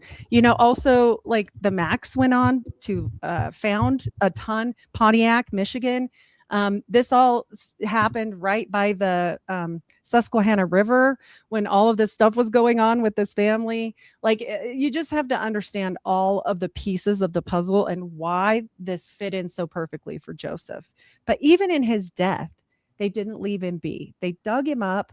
They took pieces of the blood-stained, grody, decomposing coffin, made these canes with them, and they made something called the Cult of the Black Sticks. And now they're black because they're decomposing bodies. And the hair of both Hiram and Joseph is in the top of this cane. This is the kind of stuff they're doing. And I'm just saying, look, this isn't Christian, okay? Not every wizard has a wand. Sometimes they have a staff, okay? So these are passed down. These still are in existence today. You can go see them at the Pioneer Museum here in Salt Lake City. Wow. So, I mean, we have to understand that this is something that is just very magical in nature. And this was Joseph Smith's serpent cane because he was sick as a young boy. He had typhoid fever and ended up with a limp, had a horrible surgery, which is how Dr. Nathan Smith from Dartmouth, who goes on to find the medical school of Yale, who was a grave robber, ends up in this picture. And then, of course, the families are still intertwined with Yale and the Skull and Bones and all that stuff that I've told you. So it's one big branch of esoteric people. And the top still do this. Like you said, you're like, okay, a lot of this child stuff that was bad and all these horrible things that are linked back to, top elites in the church. I mean, there's a case here of the Levitts. He got on TV and he's an attorney. He was the state attorney and said, like, somebody asked him this, but nobody asked him this. He just got up and said, I am not a cannibal. I'm not kidding. And everybody was like, no one asked you, bro. Like, what are you doing? And so look, he gets all nervous, and where does he run? He goes and buys himself a castle in Scotland. I'm not kidding. Wow. So, I mean, we can't just throw it all out the window just because it's old timey. That's what they want you to believe. I would love to have access to that Scottish Chronicon. There is. Yeah. I don't know if it would have had it in there, but are you familiar with the Declaration of Arbaoth? The what? Sorry. The Declaration of Arbaoth. It's Scottish. I am not. I don't. It's a document that was found centuries ago, and I don't. It's probably a part of that Chronicon. It was probably added to it because it was a sensation for a while, but it traces the Scottish people over Europe, in their migration toward the west, coming from the southern Russian steppes, originally called Cimmerians, Cimmerians, and how before that they had been in Assyria, and before Assyria they had been somewhere further south toward the Mediterranean. So it's called Wow. it's called the Declaration of Arbaoth. It was Hmm. it was in a chest. It was in a chest of the whole of the oldest and holiest of Scottish relics for a long time, and I'm wondering if that's the chest you're talking about that was stolen. That is very curious. That makes me wonder because, they always say they have all this stuff to support, and it makes you wonder. I mean, they have a vault just like the Vatican. Right, Speaking of that, they have the same exact layout as the Vatican, right? Their grounds, and it makes a sign, yeah. for people that when you look from above. They also have something that they took out. I think it was because it was a little too on the nose. They have the temple with the jutting obelisk type off the top. Okay. And then they had something called the Fountain of Living Waters. And I think that was leading people to the goddess. And I think they didn't like that. So they took it out, even though it was supposedly very important to the Mormon people. There has got Why to would be a connection. You're going to cover this, but there has got to be a connection between the massive amount of censorship during the rise of Mormonism and the Smithsonian. There's got to be, because there is. there is so many things that were discovered around Utah that I'm privy to, and a bunch of these older gazettes, newspapers, and reports from different books. There's got to be some type of connection because a lot of it There was is suppressed. a huge connection, and the Chicago fire supposedly destroyed all the fun stuff because, like, Joseph had mummies from Egypt supposedly, and all this stuff that ended up at the Smithsonian that were destroyed. And he does talk about mounds. He goes into all of it, man. Like, if you guys read Steiner or what's his name, the sleeping prophet. Why can't I think right You now? talking? Oh, why would you? Casey, Yeah, Edgar yeah, Casey. Edgar Casey. Yes. Him, that will like, when I first started looking into things, I didn't know about any of that, and I was like, "Oh my gosh, like, this is too on the nose," You look at the Mhm. two-eye stone that Edgar Casey talks about, which they never want you to talk about. In fact, we had somebody on, Occult Rejects, they're great, and I was on there, and they had this guy on, Dr. Little, and I brought up that, and he's like, "Why do you know about that? Like, that's really obscure." I'm like, "Oh, because I'm a nerd." Like, I don't know, Well, because Joseph Smith had a magic rock. What do you mean? so Edgar Casey, I want to give you a 30-second rundown on what I found out about Edgar Casey. All right. So 1900 and 1901, Edgar Casey has some spells where he basically comes to the realization that he can diagnose other people. He can go into this little trance, or he can go to sleep and he can wake up, and he knows what's wrong with people, and equally knows what they need to do to correct it. So this is who Edgar Casey is when Edgar Casey starts getting popular. People start noticing this. But early on in his career of healing, because all his first readings were nothing but healings. He just healed people. He just diagnosed people. But other people got attached to his entourage from the Theosophical Society and later the Golden Dawn. And then all of a sudden, he's given readings on stuff that he's never been educated on, doesn't know anything about. And all of a sudden, he starts giving the false chronology on several things that have been corrected in Archaix. Because believe me, I've got the receipts on the Atlantis dating, Oh, for sure. on ancient dating systems and all that. But Edgar Casey didn't have those receipts. He didn't know.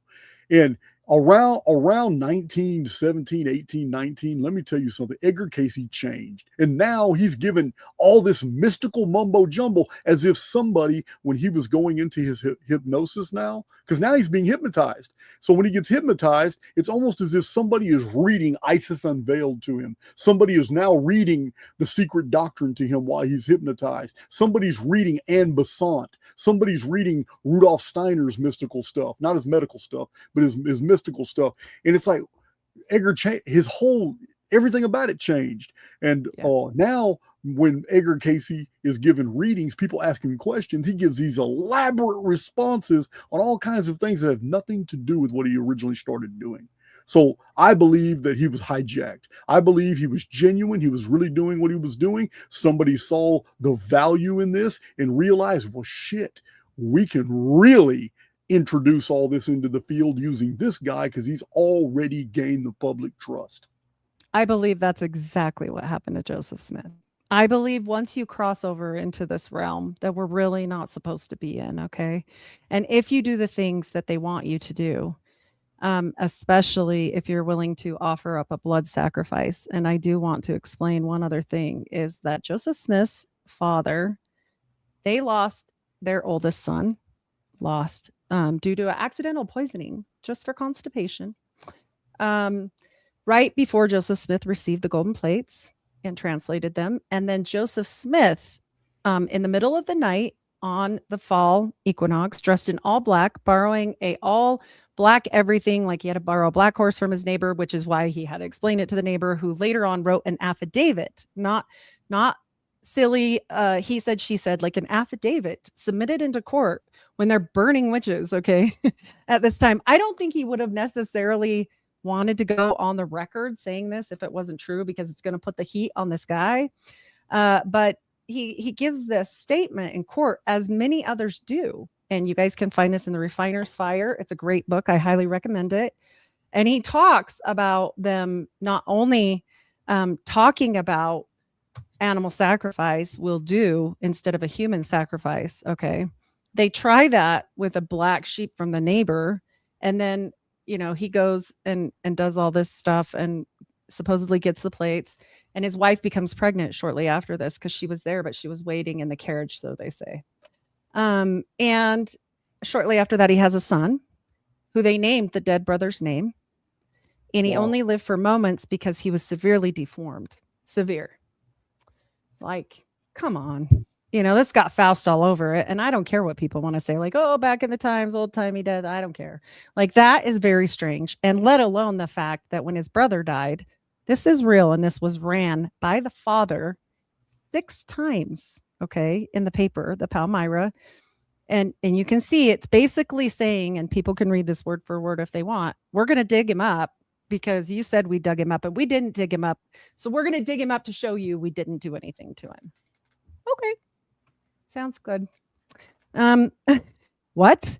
So people joke around that the brother had a hand in Mormonism. So it has been an accusation in the past. I don't know if it's attached to Mormonism at all, but there's been accusations in the past when people have claimed to have had a deformed baby and they put them down, that actually it was a baby that was sacrificed almost right after being born. It was almost right. And the only thing that made the baby deformed was what they did to it. Yep. And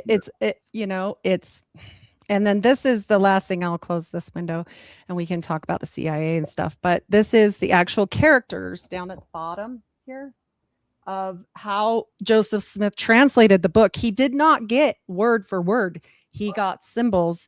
He would put the rock in his hat, much like Nostradamus, block out all the light like Nostradamus used water. But this is all channeling. John D, everybody. And they block out the light, and then he would put his stone in and he would call out these characters, which he would later translate. Okay. And they meant certain things. And so they have a copy of this simply because they tried to have this reformed Egyptian actually looked at by a scholar. They didn't tell the scholar where they got it from. His name was Anton. And this is from the Anton papers, if anybody wants to check this out. And he said, but where did you get it? Yeah, it looks legit old. Like, I think it probably is something ancient language. And they said, we got it from an angel talking to us. And he's like, get out of here. And they're like, can we have our paper back? And they're like, no. So that's why it's here. It's up above is, John Dee's Enochian language. And it's a mix, really, honestly, of the two. You can look and see the similarities. And then if you go and look at the Micmac, their writings, very interesting indeed. And so we're talking about channeling. This is a channeled religion. That's just what it is. And we can't get rid of that. Like, I don't know what else people, we can take the screen sharing away, but I don't know how people want to like deal with that or resolve that in their mind. But like, obviously, that is exactly what we're talking about here. Now, that's Joseph's part. All this magic stuff is Joseph. I don't know how much magic Brigham had. However, he was a Mason. As Joseph was a master Mason, he was risen to a master Mason within a day. That's not very normal either. And so, yeah, he knew some stuff. Like, let's be realistic. Like, you know. Well, in order to be okay, so when a guy who, like, let's say the Marines, so a guy has been for 3 years in like force recon, it's very easy if he was to change, what arm of the military he was in, and when he was done with then, it's very easy for him to go into like a Delta squad, because he's already got the training, he's already done all this, and they would just put him through the training where he's at, and he'd be in.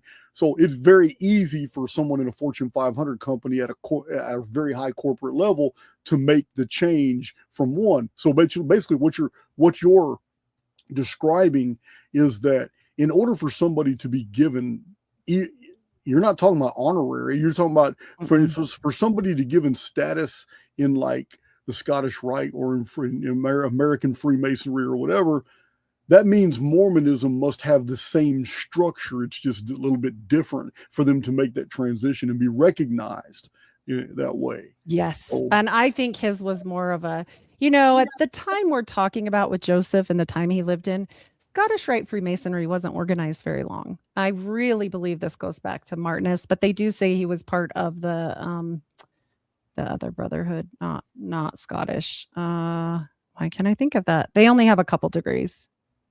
York Masonry. Yeah. And so, the point, and Joseph Smith, he had, his magical stone, and he wore his talisman. We've got Brigham Young, who's wearing a blood stone, and he wears it proudly with all his Freemasonry stuff. And we get into the point where he is the one really coming together with the government.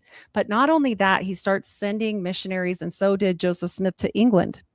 And the Rothschilds do become involved, and so do the Catholics, and they do vice versa sometimes later under David M. Kennedy. Watergate is all about Mormonism. Watergate was very involved with Bennett, and Bennett was a piece of that whole puzzle. Howard Hughes was integral in that. This had to do with a loan from Don Nixon that was unrepayable, and it's the brother of President Nixon. So when we're talking about this, you have to understand that, Gay, his last name was Gay. He was basically an errand runner for Howard Hughes, but then ends up taking over his empire. And Howard Hughes is supposedly this raging drug addict, but he's got broken needles broken off inside his body when he dies. There's something off with that. It's like Watson taking over for Sherlock Holmes. Yeah. Well, and once you read the Golden Bough, like, you start to understand the myth that they may have fed him, because if you read the Golden Bough and the king, his feet aren't supposed to touch the ground. He's not supposed to cut his hair or fingernails unless they're taken from him in his sleep. So, Howard Hughes doesn't sleep, so his hair and fingernails get crazy long, and he doesn't touch the ground. He wears toilet tissue boxes, Kleenex box on his feet. And he becomes, yes, I am assuming he did become very addicted to drugs, but I don't think that was all his idea, because one thing about drug addicts that I'll tell people, they're not going to break off the needles. Get real. They know how to do it. But maybe one ever, they figure it out real quick. They're like the best ever on drawing blood or any of that. So, like, look, you're not breaking off multiple needles. And the guy was 6'4" and weighed 97 pounds when he died. And he was extremely if there's evidence of broken off needles or a whole bunch of it's because somebody else is injecting them. It's because you were forcefully trying to tense your muscle at the time. And you have to think of, what did those needles look like back then? They were like metal, real, like not bendable, tiny, thin. No, none of that. They were horrible. And so they had access to Howard Hughes's money through Howard Hughes Medical Institute. And why was Howard Hughes Medical Institute and is so important to this day? Because it backed the CIA 100%.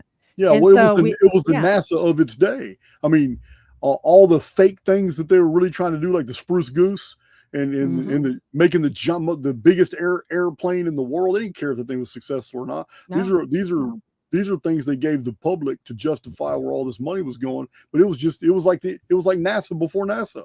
And HughesNet satellites. Yep, Whoever remembers HughesNet? Well, what do you think yep, that was? Those are satellites placed by Howard Hughes. yep. Like, this was no accident. Who took that over? Elon. And why did he have access to that? Well, I don't know. But who's his number one financial manager? Jared Birchall. Who's he? I don't know. He's a Mormon. So every time, right? Yep, Like every yep. time I'm trying to study something, I'm like, why are you here? I wasn't even studying about you right now. Why are you around Permindex, Carrie Thornley? What is going on with you, Carrie Thornley, the Mormon? Like, Yeah. that's weird. Like it's just strange. And when we look at that and we look at, Bob Bennett being, basically the front company for all of Watergate's messes, we get into Howard Hughes Medical Institute, which Howard Hughes puts all of his assets, including planes, underneath this medical company where he doesn't have to pay taxes anymore. Right. That's weird. You think they would just approve that? No, they rejected it twice. Why did they approve it on the third time? Because Nixon pushed it through. There's an answer. And who really killed RFK? Well, RFK Jr. will tell you himself. He believes it was, one of his security guards, right?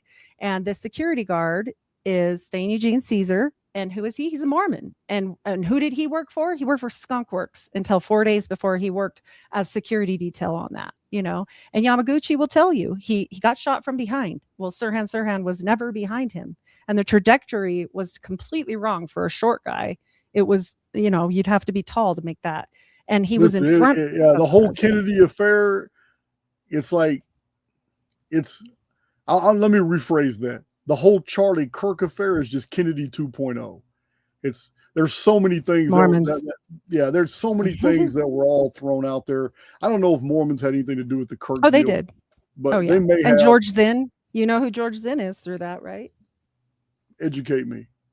He's the guy that pulled down his pants and they arrested him first. And he's the old guy that was weird. Oh, okay, he's a Mormon, grew up in Utah.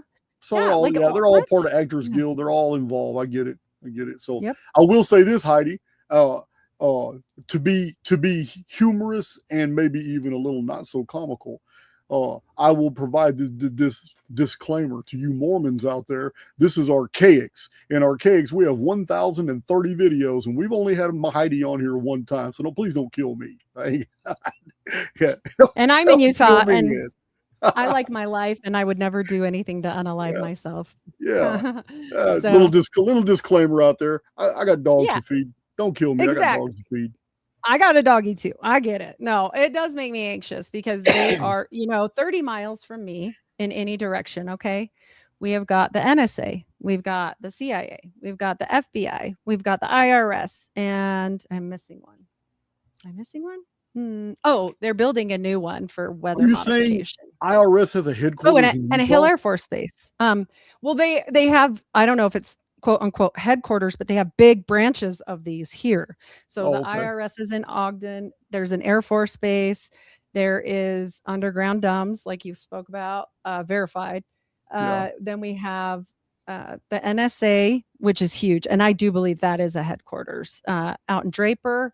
And then we've got the FBI in Farmington, as well as I think one other place in the CIA. So what's crazy to me is that hearing this, and we're not even scratching the surface. We haven't even talked about 0.01% of the conspiracies that are really out there. And yet hearing all this in this short presentation so far, people are still baffled that I am promoting that there is a reset protocol called the Phoenix phenomenon that is specifically designed to undo all this shit, because we can't. They're too enmeshed. They're too powerful. They're financed. They're all networked together, and they do this over and over and over. And the only thing that can oppose them is the Phoenix phenomenon. It's the only thing they fear.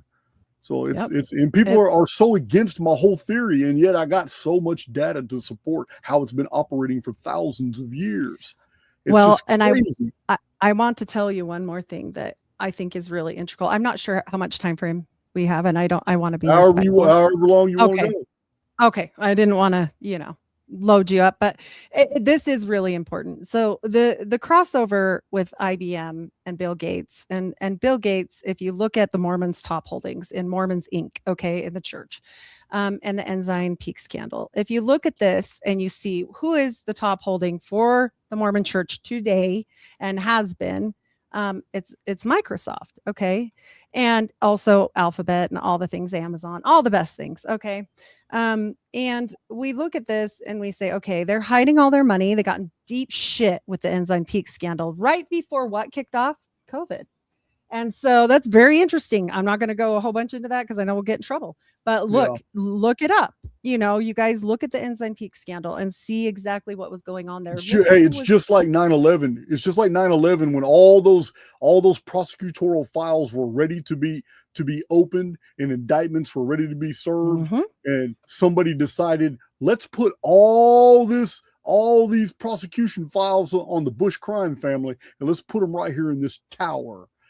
Well, while at the same time, billions of dollars in bullion, gold and silver bullion, were never found in that mess. They were supposedly melted in the ruins.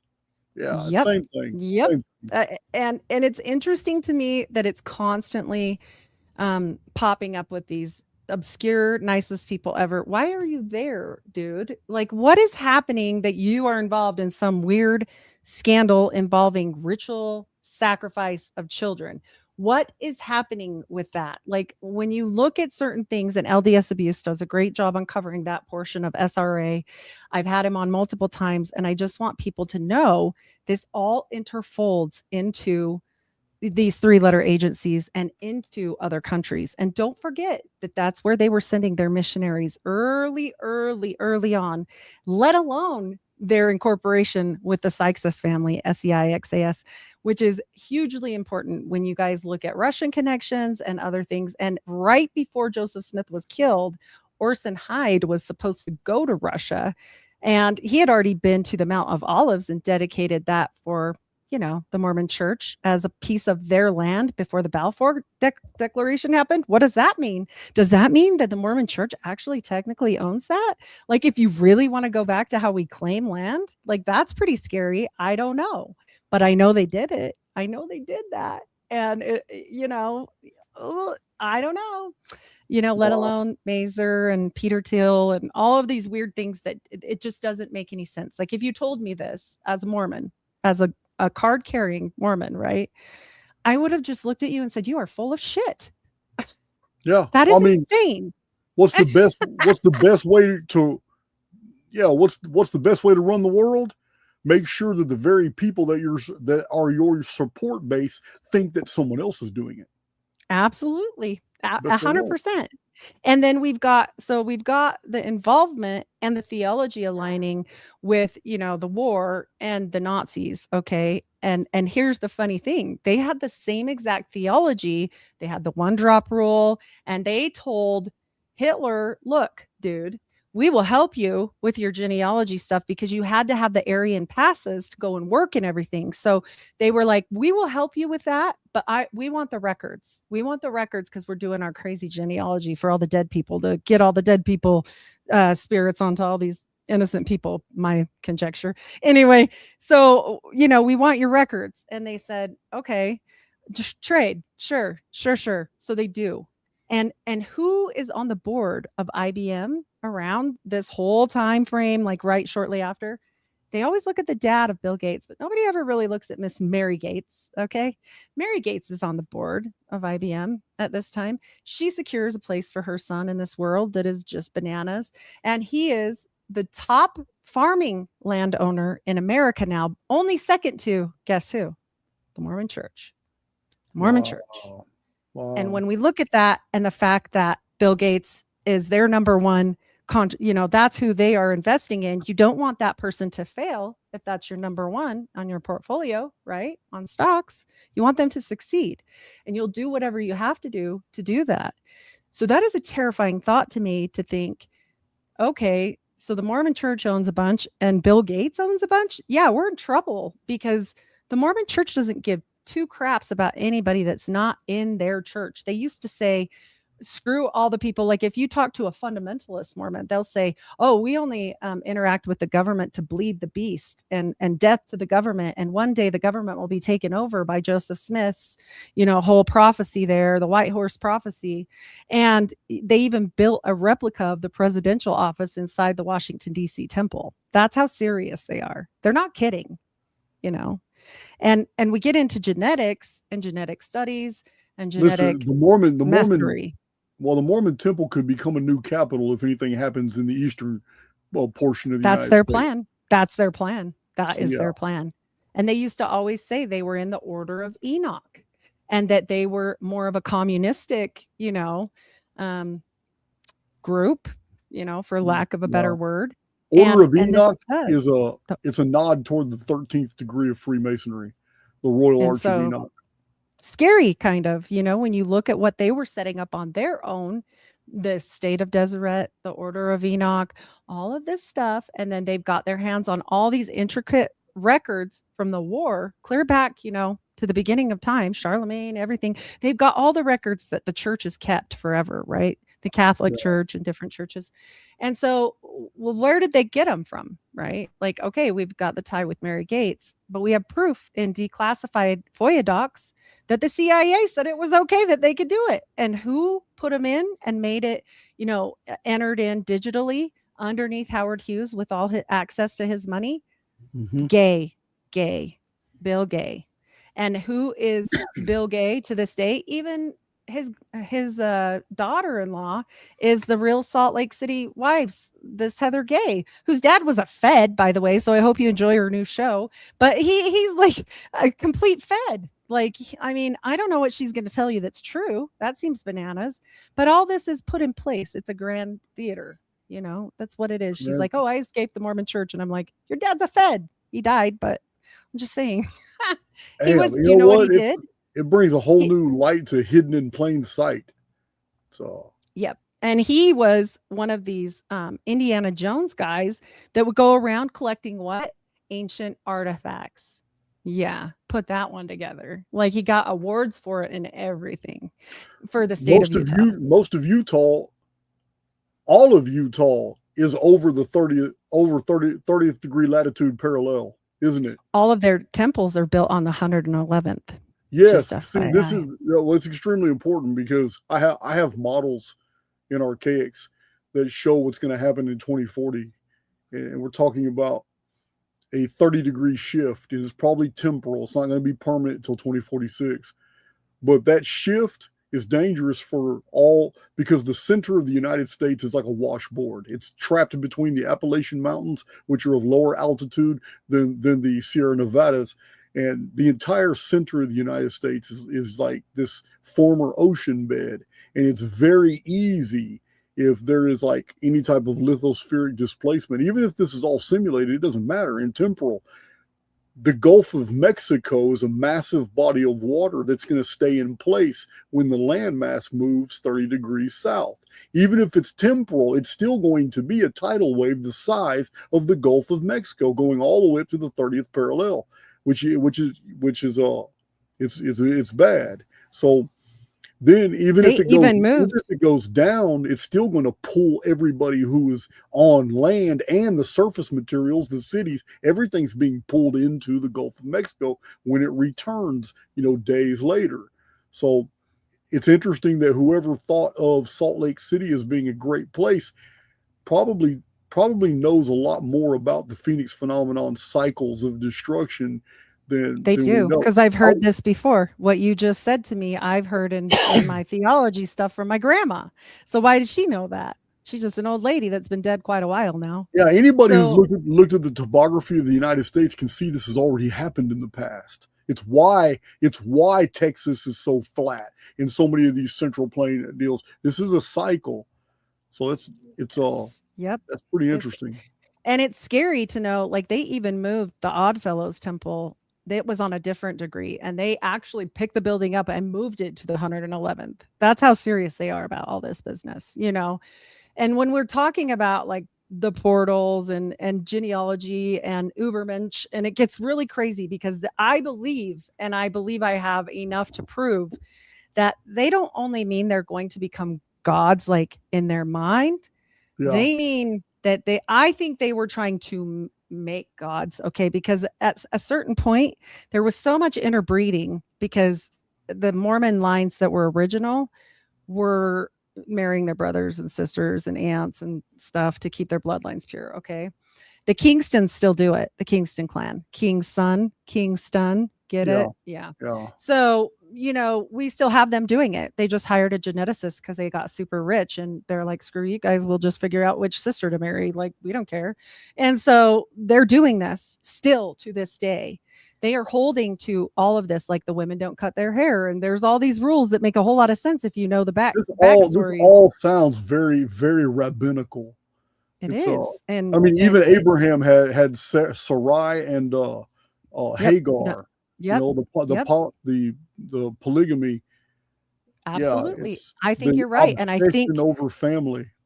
I think the Sykes intervention there, the SEIXAS, that Gershom Sykes, he is critical to this. And I haven't gone far enough down the rabbit hole on that yet. But you have to understand, they were teaching Joseph Smith Hebrew. His son was. So I don't know. This gets to the point where every single family, every single person, and they're right, because I did my DNA. I am related to every single president. I am related right now to the King of England. That doesn't make any sense. Why are these crazy people out here just in the middle of nowhere, right? Like, why wouldn't you just stay where you had it good? They had to promise them something. And I think I know what it is they promised them, forever. They promised them the second anointing gives them, this is the one thing we didn't get to, the temple rights regular. It's basically, yeah, you're going to go to the celestial kingdom. Probably don't mess it up. But when you get the second anointing, it's called making your place sure here on earth, that you will know that your place is made sure above. And how you get that is you have to be super important in the church, recommended for it, whatever, have family lines, different genealogy stuff. But these people, once they get there, like the apostles even wash their feet. If you go to the polygamous sex, the wife washes the feet with the hair. Like, this is all very curious. And they say they meet Jesus Christ and that nothing can take that gift away except killing an innocent child under the age of 8. Man, you can do whatever else you want. I gotta stop you there because you're going so fast. Sorry. That we're going to bypass something that's yes, huge.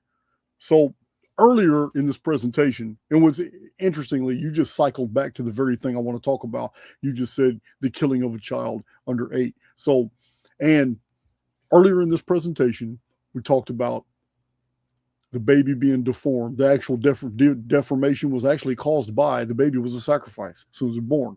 Now, okay, now we're going into a deeply rooted belief that rituals can secure a position for someone.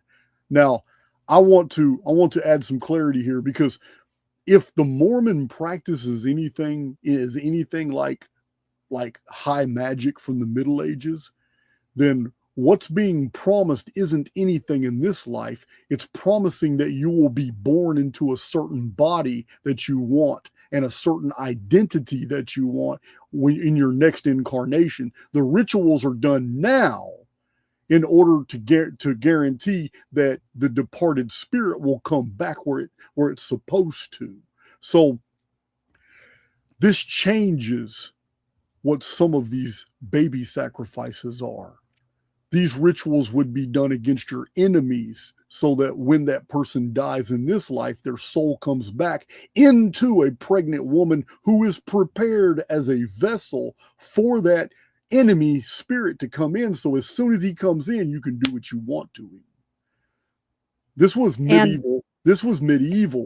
Like treacherous and Joseph Smith's family was known to say, like, he was going to be a seer before he was born. He was born on December 23rd, which is very funny. And we have to look at the whole thing. Like, I think they knew a whole lot. Okay. I think they were practicing high magic. We definitely know the people in Salem that were doing the accusing were usually the people that were guilty, right? And they got caught and they were like, she did it. That's what pretty much happened. He was, his great great grandpa, Samuel Smith, not Captain Samuel Smith. That's the next generation down. He was, part of Captain Samuel Smith was part of the Boston Tea Party, just FYI. He helped organize the whole thing. So we're not talking about schlumps, okay? We're not Wow. talking about dumb farm boys here. We're talking about he's hobnobbing with the guys at Dartmouth and the guy that set up Yale Medical School and his uncle and all these very important people like, the Sykes is huge connection. We're talking about massive connection here. This is not the dumb farm boy story they want you to believe.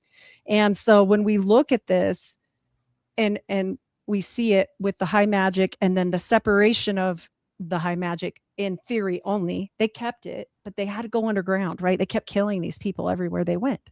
And why would they do that? Well, if you're doing some stuff that people don't like back then, you're going to get tarred and feathered, which happened to Joseph Smith. He's practicing spiritual wifery.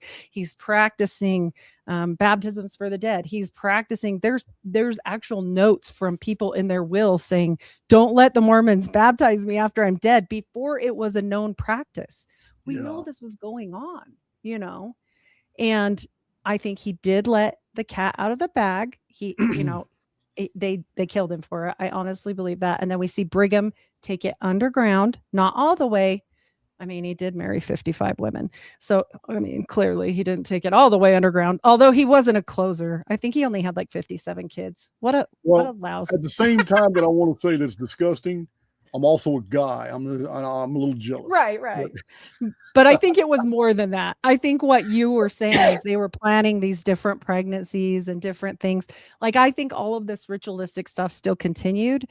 I just think it had to be, quieted up. Honestly, it was getting them into too much heat and it was exposing the orders, multiple orders, and it just was making it very uncomfortable for them. So the fact that they were able to go forward into the future, when we go forward into the future and we go into Mexico and we see him sending out missionaries, the Romneys, boom, settled Chihuahua, Mexico. Their family's huge out there. They start taking over stuff like crazy. I mean, they basically have taken over a bunch over in Mexico. We see the spiritualists go upward to Canada and hide under the guise of spiritualist seekers.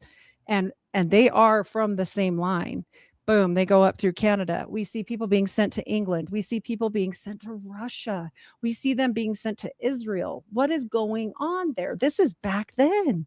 That's not now. That's like back in the day, 1900s. This is scary, knowing that they could have gone forth and talked to every single one of those people at the top level and already made a different society that we know nothing about then, promising them this stuff that we're talking about, and showing them magic and miracles. Like, they know how to do dark stuff. So, well, at the same time that you say that they know how to do dark stuff, and I agree, absolutely. I try to tell my community all the time, and I know you don't have the time. No, nobody has the time to watch 1,030 videos. I get it. So a lot of my videos are super long, but I'm never really focusing on the truly nefarious things that we're talking about now, but I am knowledgeable about it. I've gone pretty deep in my studies on things I don't like to talk about, and I rarely do. I talk about what's being done about it, and that we're not alone, and that we're immortals passing through a construct. And yeah, many souls here have signed the contract, and they're involved in the activities you're talking about. But there are many of us also that are free, and that's what I want to itemize here. We're free because you and I are talking about this, and we have many people listening to us. We are free to discourse about things that we have discovered and share it with other souls in the construct, because, in my opinion, I believe all of this is fixed programming, and that it is a background of absolute evil and toxicity. But as immortal beings, we're passing through this construct and we're learning to grow. And we come here many times on our way out And with each incarnation, each lifetime we live, we take on more information, and we forge an immortal personality. It's the only thing real here is our personality. These bodies don't mean shit. And much of our personality is completely cultural. It is attached to the very world you were born into. And a lot of that is stripped away when we leave. When we leave, all the cultural attachments are gone, and you're back to pure personality, who you are. And then you take on the dressings of a new avatar in your next incarnation, which is going to immediately give you new cultural attachments, because you're going to be born into a certain world with certain idioms and certain colloquials and certain cultural norms, and you absorb all these things. So I feel that it's necessary for those listening to understand that even though we're talking about dark and nefarious things, our experience here isn't necessarily dark and nefarious. Many people are free flowing through the construct it's a passage. It's not a destination. Although many souls that are doing these type of things have already signed the contract, and they are in feedback loops that have created this to be their destination. This is where they are. This is their world. And because they're so good at running the show, there are protocols set in the construct to knock them back down. And one of them is the Phoenix. And these convergence fields actually disrupt this overlording and this power and create freedom here. And I think that when you and I are free to talk about topics like this, that freedom extends into the spiritual realm as well, because I don't think they have absolute power to quash all dialogue. If they did, there wouldn't be a YouTube. There wouldn't be a BitChute. There wouldn't be an Odyssey. So I think they're restricted in their ability to deal with those who actually do discourse about the dark. I don't know how far that protection goes, but I feel it. I feel it when I talk to you, when I talk to other people about things that, a lot of people just don't want to discuss. So I just wanted to make that point. Right. No, I agree. Like the whole reason why, and people always say, well, why do you care? You left the church, leave it alone. That's their favorite thing to say. And if I didn't care about humanity, that's exactly what I would have done. I put myself and my family at great risk. I still live in Utah, and I am not a person that can hide. I am a registered nurse. That means I'm registered. That means they can find me. Okay. And I'm well aware of that, and I still speak because I believe, like you, there is good in the world, and we have to be part of the good. We have to stand for something that's right and true, and we cannot just say, I made it off the boat, screw everybody else, let them drown, because if you do that, you are going to have to answer for that, and that is not something I'm prepared to do. And I know it's obviously not, if you've got over 1,000 videos, something you're prepared to do, right? We are trying to stand in their, like, in the pathway for these people, and they can choose. Like, it's all choice, but all we can do is present, and that's it. And I get a lot of heat for this. This is not, and I get a lot of heat in general because I'm not enough of a Christian for the Christians, and I'm not enough of a heretic for the heretics, and I'm somewhere in the middle there in a weird place because I don't subscribe to any like specific church anymore. I won't do it, and I just feel like it's been overtaken. It doesn't take away anything from me, it doesn't take away my knowledge or my love for God or any of that, but we recognize that has probably happened. And that's something that we have to accept and figure out your own best way. Like, but at least if you have the truth, you won't be led astray. And if that's your pathway and you want to go be Harry Potter school, I don't care, like, that's okay. I won't not like you for it. I won't stop trying to help you for it. I won't treat you badly for it. I won't not let you come on my show for it. Like, that's not okay with me, because free speech is important to me. So for them too, right? For both sides of the coin. Yeah, absolutely. It's like, I don't really talk about things like karma and all that, but karma is just, if you break it down to its core component, we're talking about energy. And for them to be able to get away with the things that they openly do and the things that they secretly do. I think there is some type of contractual negotiation spiritually to where, okay, we're allowed to do this, you know what I mean? Which also carries with it that if these individuals don't trespass and cross certain lines, we're not allowed to retaliate against them for exposing us. But once they've crossed that line, or once they've done something that trespasses that boundary, whatever that boundary may be, then you're open game. Then you get anheshed. You know what I mean? Yeah, I do. Yeah, and I have to be concerned about this kind of stuff for sure because, like I said, I'm here, and the worst part about me is I'm a cross check for people. And that scares them because if somebody says this bloodline, blah, blah, blah, this, guess what? I'm the litmus paper. I've been helping these people on Twitter that are doing that. And they're like, how did you find that out? I'm like, I used my line, my family line. I put myself in there to figure out if he was in the line, and I'm sure they hate it.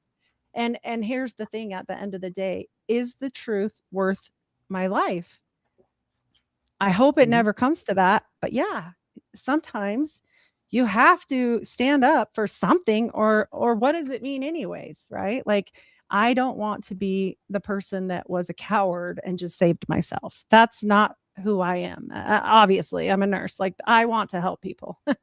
And that's, I get said, oh, you're just doing it for money or you're doing it for this. I'm like, yeah, none of that's real in podcast land. Maybe if you're like Rogan or something, I don't know, but that's not real. This is something that people do either to sell out or they're passionate for a reason because they had a life-changing experience. And that is where I am, Yeah. I'm not going to let you trigger me on the Rogan deal. I'm so upset. Sorry. I'm so upset. I was laughing about that. So we feel the same. That, it's so sad, and it's not Rogan's fault. He's just playing a role. It's so sad that so many people believe that BS on his podcast. So bad. And what did they do to him? Like at some level, like he signed the contract. He signed the contract. I mean, he got on. I mean, he was already in. It's not like he started grassroots. He was already a public figure pretty much when he started and became a much bigger public figure. He was eating bugs. Getting other people to eat bugs. He was doing what the WEF wanted people to do. Zuzu eats bugs and you just like it. Mm-hmm. Yep, exactly. And it's sad because this is like my husband. He's still in the middle, and I know he's watching. I love you, honey. But he'll say something about Trump. I'm like, no, don't talk to me about Trump because of Roy Cohn. Just don't. Because if you just go look at like there's this breakdown on every single one of these people, right? And I'm like, same thing for Rogan, same thing for anyone. And it makes me sad that he'll say something and I kind of have to, I'm like his Debbie Downer, I guess. I don't know. Yeah. I'm like, I'm sorry, babe. Like this guy it's not good. Like you start to know so much that, like you said, it seems like you're the same way. Like you're almost black pilled, but then I'm like, no, I'm not going to be. I'm going to be the light. Like I don't want that for my life. I don't want that for my kids. I don't want that for my grandkids. And some things are worth fighting for. They really are. And that's why I do it. That's why my show's called Unfiltered Rise. I lost my brother to addiction many years ago. And when I became a mental health nurse starting to help people in addiction, I saw what I missed. Right. And same thing for this podcast. I almost died. And I'm here, and God saved me for, I think for this reason. And so that's okay. People make fun of me. People call me a man, all kinds of crazy stuff, and you just believe me. I know it. I got, there's a video out there somewhere. I don't know where it is. And I don't care. I don't care if my community watches it. There's a video out there somewhere where somebody used some type of computer program and shows me at different meetups walking around and then has the math all manipulated and showing lines going this way and that way, saying this is female anatomy, female bone structure. Making me in the video a lot shorter than I am in real life. A lot of people have met me, a whole bunch of people have let me in meetups. But you're going to get the trolls. The trolls are everywhere. I've got so many different people taking shots at me, but they all pick out. It's the podcasters now too. Yeah, it's the podcasters points out of 100 is what they will pull out and then tell their own communities, I debunked Archaix. It is so pedantic, but this is what you're up against. Once you become public, you're going to be attacked over and over. And I invite it because I'm not going to give up either. Yeah, I'm never going to be quiet about this shill, Graham Hancock, and all his friends and all the people that copied him. And I mean, it's incessant. So if I'm going to do it, I am not going to shut down those who do it to me. Yes. Yep. 100%. And we know we're going to take shots, It was hard when I first came into the community. It felt really Can't take loving it and personal. Just can't take it accepting. personal. Yeah. But then you learn, oh, this is just a business, like for most of them, not everyone, but it does get harder because you think, you're already kind of alone in your brain. Because if you know all this stuff and you research all the time, you're just reading books a lot, you kind of feel like you don't fit in the world a little bit, and that's hard, and I'm 5'9", and as a woman, that's rough anyway. Like growing up, you just never feel like you quite fit in general, and I think I never did. And I think that's because I wasn't supposed to. Okay. And I'm okay with it at this point, but you always have that hope. You always want that hope. And I think that's what I want to put out there for people. Like, I should have never broke free ever. I was born into this, and not just born into this from one generation. This is as far back as the beginning. Okay. Wow, The that's very awesome. beginning. But I got out, and So you can do it. it begs the question. Then it begs the question, and you don't even have to answer this. It's just something that's been on my mind for a little while.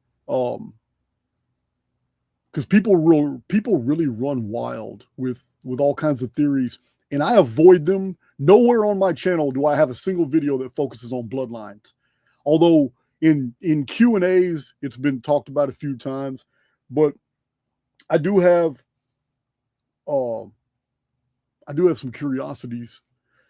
So, do you think that there are blood types or bloodlines that make you immune to being anheshed, or for whatever reason? Is there something about your blood that, even though those who have the same blood type hate your guts because you are exposing them, there is some inviolable law they cannot trespass because you have the same DNA? The reason I'm saying this, I believe so. in other people's lives, I have seen some really strange shit where, man, if you'd have been anybody else, they'd have taken you out. You know what I mean? You got up in front of all of Hollywood's greatest executives and producers on live TV, and you just smoked them all about child predator shit and had them embarrassed, and not one person could get up and get you off that stage before you were done doing what you were doing. You know what I'm talking about? Yep, How I they do. getting off that guy.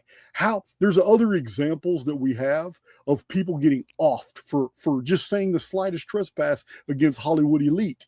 And then you have others that have been in and out of Hollywood who can say whatever they want to say, and they're in a shit that nobody else can do about it. So I'm I think wondering, that's if true. are you Yeah. immune? Do you feel that your blood type may, or your genetics, your bloodline, do you feel that even though they don't like what you're saying, that there is some type of unknown structure here that they can't violate? I think it's funny that you asked this because I always talk about this, and I do come from the Rh negative bloodline. I don't have it, but I come from it. I do have green eyes. And I'm very tall, different things that are weird. But I also feel like the genetic bloodline here, when it goes back to the real genetic population for the Mormons, it must mean something, because I'll tell you, I've known a ton of people that come out and talk crap on the church, and they are immediately excommunicated. I have been out of the church over a decade. I've been talking crap for over 3 years, and my neighbors all know who I am and what I do. Like, at some point, it is, people know. They notice. There's people that listen from my community. Like, literally, I'll run into people or whatever. But my neighbor for sure knew, and she was even top Relief Society president. I know they reported me. I'm sure they did. And yet I am not excommunicated from their church. I am on their logs as an Wow. inactive member of the Church of Jesus Christ of Latter-day Saints. And I guess Wow. I'm going to have to get kicked myself out. I keep saying this because like I just assumed, right? Like this would happen by now, right? Like they would chuck me out like I've been waiting and nothing. And everybody else I've known is chucked out. And here I stand in the middle of Utah, right down the road from like 1,000 churches. Like I'm right here, you know, what is that? And so I think that goes to tell you like, yeah, I think there's something about that for them. And as far as for protection, I know that I've done studies on this, that there are certain bloodlines, and it's the O bloodline, that are immune to AIDS. You guys can look this up. This is JAMA studies. This is like Journal of American Medical Association studies. Okay. They try to replicate it and they can't. I hope it's natural. It scares me a little that it's not, because I know the genetic studies that they did here and what they did, starting with Orson Hyde's son. And it's a lot concerning here. You know, I don't know if you've read, I'm sure you have, The Sacred Book of the Cow. Have you read this? Sacred Book of the Cow? No. Okay. Well, like with the whole little man that they create, what's his name? Homunculus? Homunculus. Yes. Yeah. Yes. And they had one of these societies here first. Like that's very strange. Why would they have that here in little old Utah out of nowhere? Like I just think it's very strange that there's a lot of things I see here that don't make any sense on the surface. But if you get down to the level and you see that one of the worst euthanasia genetic stuff that they were doing with mentally handicapped people and all kinds of stuff was right here in Utah. That's pretty scary. It's also pretty scary that they forced sterilized a bunch of people, and it was one of the biggest states for it. Why would they do that? Well, don't forget what happens when you interbreed. You get a genius, a throwaway, because too many problems happened, and a normal, right? And I think that happens a lot here. And I think they made sure that that wasn't going to continue on procreation. But let's not forget that all hell broke loose when the Clinton papers came out talking about what? Nimrod and his DNA and the museums. I don't doubt that. You're talking about from the Gulf War? Yep. How the U.S. military focused on the museums and going in the museum basements and taking everything out? Yep. And I don't doubt that with all of the money they've put into Howard Hughes Medical Institute, which has a huge CRISPR genetics division, I don't doubt with the Stanford Research Institute and all the connections with the CIA, let alone the funding for the original startup of Stanford was from Heritage Mormon person. She was called the mother of Stanford. I can't remember her name right now, but Leland Stanford was the husband. She was the Mormon. They were interacting specifically with Brigham Young, and she sold out her shares for way underneath profit to Brigham Young on her railroad for Central Pacific. So when we talk about all this stuff, you know, and the Nazis and the genetic information they got from all that, it just frightens me a little bit. I hope and pray, and I always say, like, I hope they didn't do anything bad here. It's kind of scary. What did they do? I don't know. You know, they had a very small select piece of society that they could work with, and you've never been anywhere where you've met so many blondes and redheads as Utah. So except the last few years, it's changed a little bit in the last decade, I'd say, but yeah, there's a lot, a really lot. It's really interesting because yeah, the red-headed race in ancient Egypt were called Typhonians. And I tell people a lot. About 2 years ago, I'd done a presentation and I let it slip that the origin of the whole red heifer deal was it's a washover. It's the people that are sacrificing the red heifer know the origin. The origin comes from ancient Egypt when the Egyptians would take redheaded people who were called the children of Set. And the children of Set were also called Typhonians. And Typhon was the bringer of destruction, and the Egyptians hated Typhon, and they felt that the race of Typhon, the white people with red hair, were the enemy, because it seemed like white people with red hair always did really good every time Typhon, the phoenix, appeared and reset civilization, and the Egyptians had to rebuild, but the Typhonians were always prepared for it, and it pissed them off. So when they captured them, they would sacrifice. They figured that they sacrificed red-headed people, they could stop the Phoenix destructions from destroying all of Egypt. And by the time the Israelites had made their exodus, the whole thing had been human sacrifice wasn't used anymore. Now, instead of a red-headed person, they used a red-haired cow as the sacrificial victim. That is wild. There's a disproportionate amount of redheads here. And I will say this, my poor husband's watching. I'm sorry, honey. I love you. He's a redhead, of course. Yeah. So is my ex-husband. Yeah. My children are mine and a bunch of redheads. Right. So I didn't make any. Apparently I make a lot of blondes, but it's just strange when we look at certain things. And we also see that in Germany, when all the other churches were really persecuted, the Mormon church wasn't. And why? Because they said, oh, well, they had to obey the laws of the land. And then they sent them aid after the war, not to Germans that were suffering from like everything that happened. They sent it to the Nazis. And they got away with it because they said, well, they were Mormon. And so when we look at this, there is one quote that I love that supposedly Hitler said, but I can't vet it. I'm going to share it anyway. It said, of course, we don't mess with the Mormons. This is paraphrasing. They're the ultimate Ubermensch. And we had the one drop rule as well. In fact, Brigham Young is quoted as saying, if you ever race mix and have one drop of blood, like it's better to run them through with a knife than let them live. And so we get into the Great White Brotherhood. We get into these Egyptian, we're back. We're clear back again, And I just really think it's interesting. And the last part, I think, other than questions, which I'm happy to answer anything. I'm unfiltered for a reason, and rise because I believe we can rise above anything, and unfiltered because that's your warning. Sorry.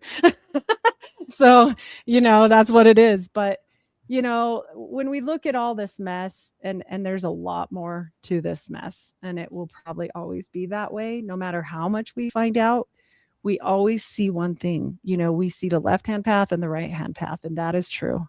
And we can choose where we go. Okay.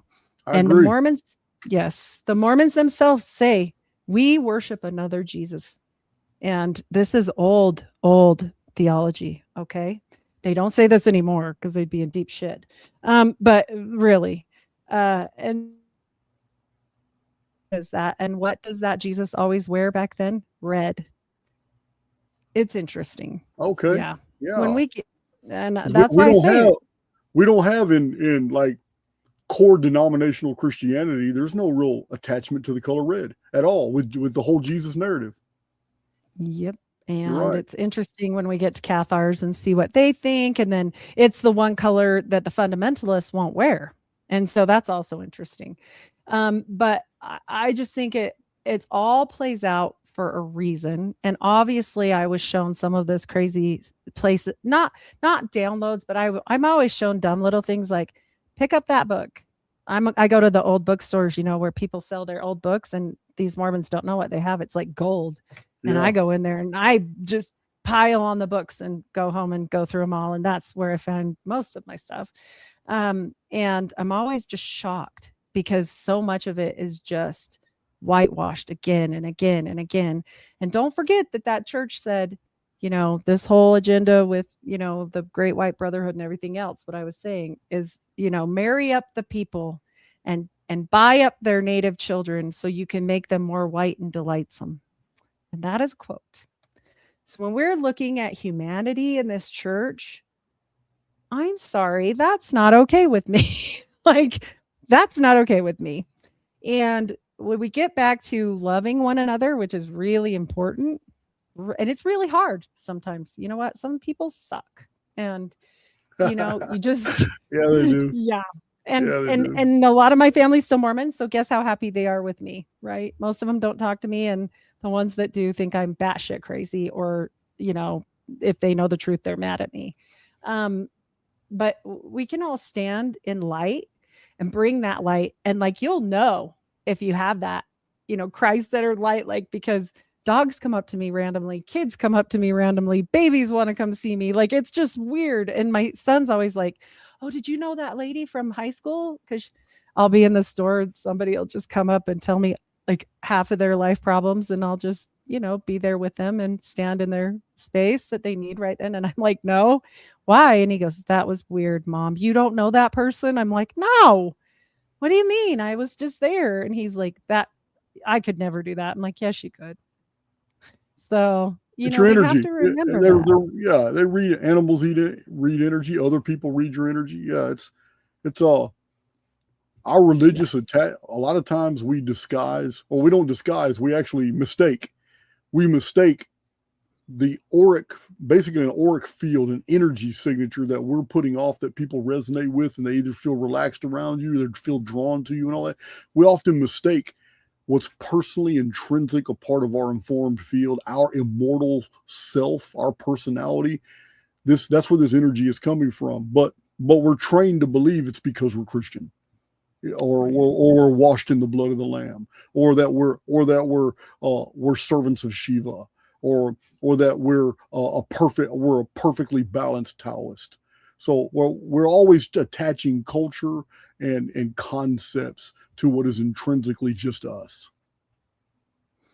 I just always hope that people will stop and in that space allow people, because you may be the one thing that helps somebody that day, and you never know, like, how desperate do you have to be to come up to somebody in a supermarket that you don't know and just completely, you know, let loose.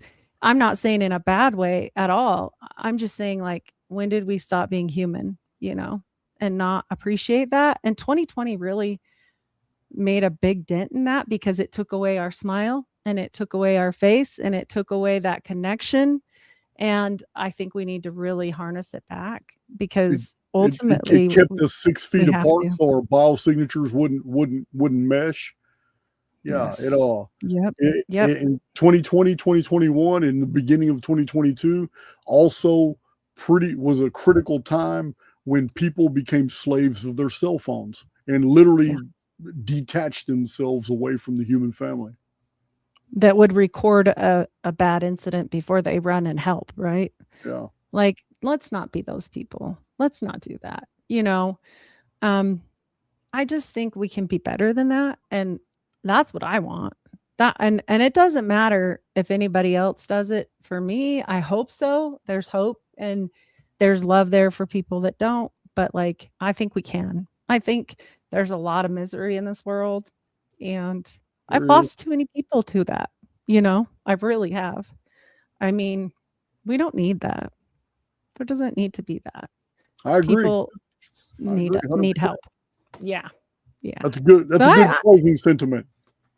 yeah, I love talking to you, actually. This has been amazing, and it's so nice to talk to somebody that's like, "Oh, yeah, this and this," and I'm like, "Oh, yeah," because you can't do that with very many people when you're a nerd, Yeah, weirdly. I tell my community all the time, I'm a nerd. You guys think I'm cool? Yeah, yeah. You think I'm covered in tattoos from my neck all the way to my feet, except for my butt cheeks, man. And you know what? I ride a bike. I got a big monster Harley. I got a cool 18 van. I got my dogs and stuff. And people think I'm just cool as hell, and they just don't even know me in my personal life. I'm an absolute nerd. Do you know some of the best people I've ever met in my life were not they would say to me, "Okay, your uncle." My one side was really Mormon, and my other side, my grandpa was from Chicago, and I always say my grandma was on a mission and my grandpa was on Mission Impossible, okay? So, this is, like, real. And he was a 1% biker, and, my uncle was a sundowner, and they were pretty crazy people, okay? But they were some of the best people I ever knew. They were like some of the best hearts, like literally, that I ever knew in my life. And people would say, "Is he a good guy?" And I'm like, "Depends." He is to me. He's Yeah, great, absolutely. and so everybody's like that for somebody. So we can't just discount people for how they look or what they wear, or how many tattoos they have, because you know what? We've all had our time, and I'm covered a lot in tattoos myself. So you just never know about Oh, I people. know the Mormon church would not smile on No. that. No, they wouldn't. That was long after I got out. I went through a little bit of a rebellious time, and then I just decided I was okay with myself, who I am, but doesn't mean it didn't happen. It's still part of my story. So, and I don't look down on anybody that way. I don't care. I could care less. I Yeah, read the room and the energy in the room, and I think it's really important. So that's I what just it's hope all we can about. all be there. Energy. Yeah. Yep. Be there for people right now, because this is the hardest time of the year. So for anybody that's depressed, or I just want to say this because there's a lot of people that don't make it past this time. I For know. anybody that needs help, there are hotlines, there are people who care, there are people that love you, and you do not know how important you are. You will affect 20 people at least, even though you expect not to. So, Yeah, man. It's suicide is high. The highest concentrations are in this part of the year. There's no doubt. But yes. my community knows. Listen, you got nothing else to do. You can come hang out for 8 hours with me on Christmas Day. For Oh, 8 hours, wow. we're gonna go hard. Yeah, I'll be bringing my snacks.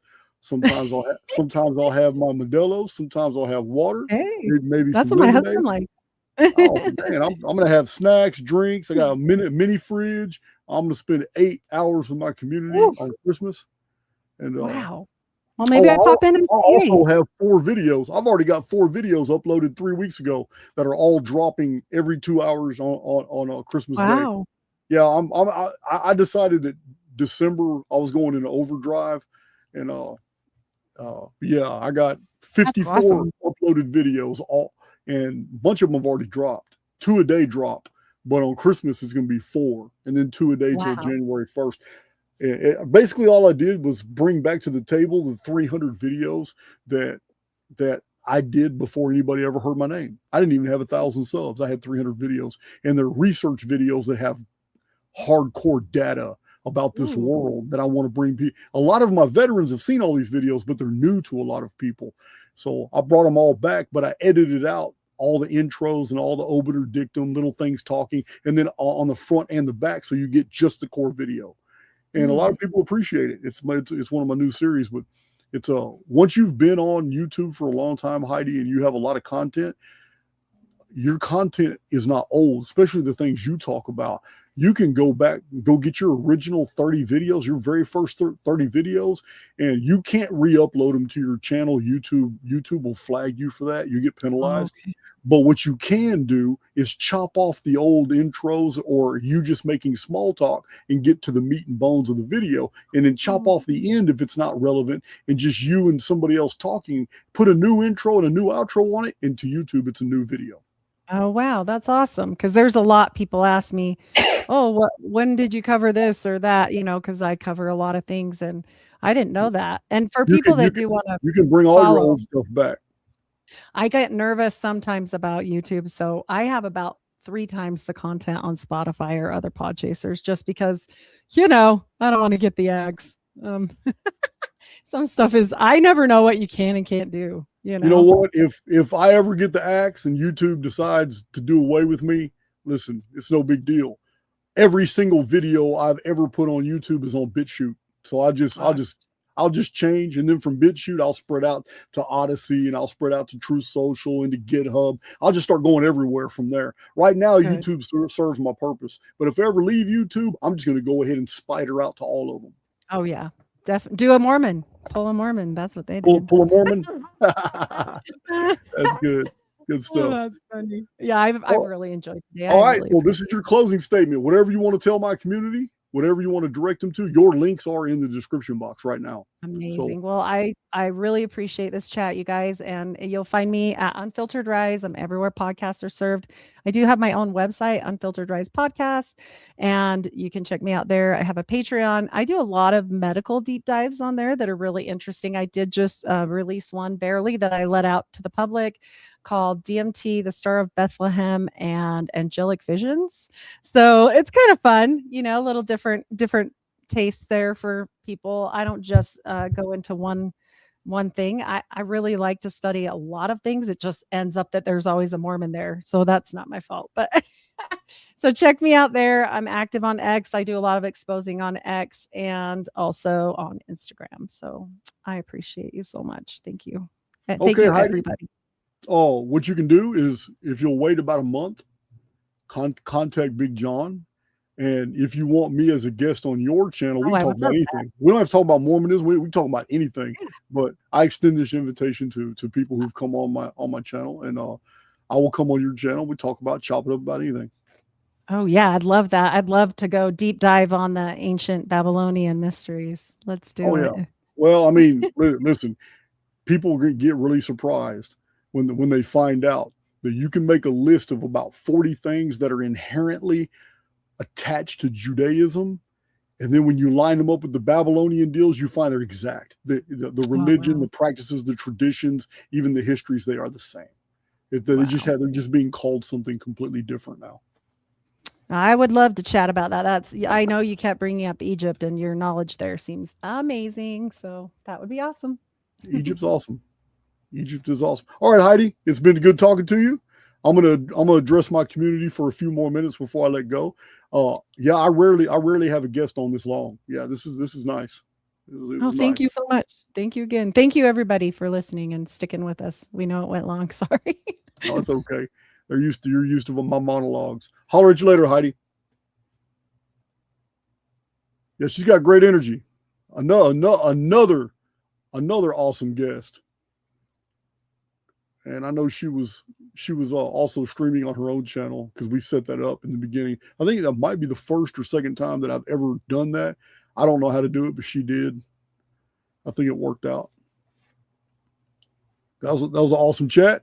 So I pretty much already told you. You already know today's the 21st. You want to hang out with me all Christmas Day? That's what it's going to be about. I'm not sure what time yet. I think my dad's going to be stopping by too, so it might be from like 3 o'clock in the afternoon to like 11 o'clock at night, something like that. It's going to be 8 hours, whatever it is. It may be earlier. I might start at 10 a.m. and go all the way to 8 p.m. I don't know, but I mean 8 hours. We're going to go 8 hours. I just don't know exactly what we're going to be doing. I got a lot of things already planned that we're going to talk about, but of course on Christmas it's about sharing. So you're going to be coming up on the screen with me. I'm going to drop the link and you can come on the screen, and there could be one, just me and somebody. It could be 3 of us. It could be 8 of us all on the screen chatting about something. It's Christmas time. We're going to keep it informal. We're going to keep it informal, and maybe we'll get some good laughs and kick some trolls out. Who knows what's going to happen? So, let's see. As far as the Cypher community goes, Christmas is my deadline. Oh yeah, because money that comes in from Cypher, trying to spread it out among the admins, the mods, the developers, coders, people who spend a lot of time on this project, especially my principal app developer. So yeah, the price on Cypher is going up the day after Christmas, and that's non-negotiable. Yeah, what we're doing is amazing, and we're going to continue to do it. We do it every week. We do predictions every week. But I think Tuesday I'm scheduled to go into Cypher because we're doing a personal and professional prediction seminar because we got quite a few new people, about 20, and we need to show them the software, how it works, how they can use it at home. Yeah, removing me from the equation. You don't have to rely on me to do predictions for you in a live Cypher video. You can do them yourself. So easy. So anyway, Archaix Underground. I have, I believe, 31 or 32 audio files to upload to Underground. I'll probably get to it tonight or tomorrow. These are all the latest videos. And so if you're in the Underground, you're going to have a lot of new audio files. Big John and I are still ironing out the details, but we're going to have all the original Archaix TV videos, all the Tiny Hat videos, all that stuff, edited, re-edited like we did with this new set, and we're going to put them somewhere where the only way you can access them to is through the Underground. We're setting that up now. We got a lot of irons in the fire, a lot of projects A lot of projects are going on. Cole's working on his stuff. Big John works on his stuff. You know, we've got Jasmine and Allie are doing a fantastic job with Underground and Cipher Telegram group.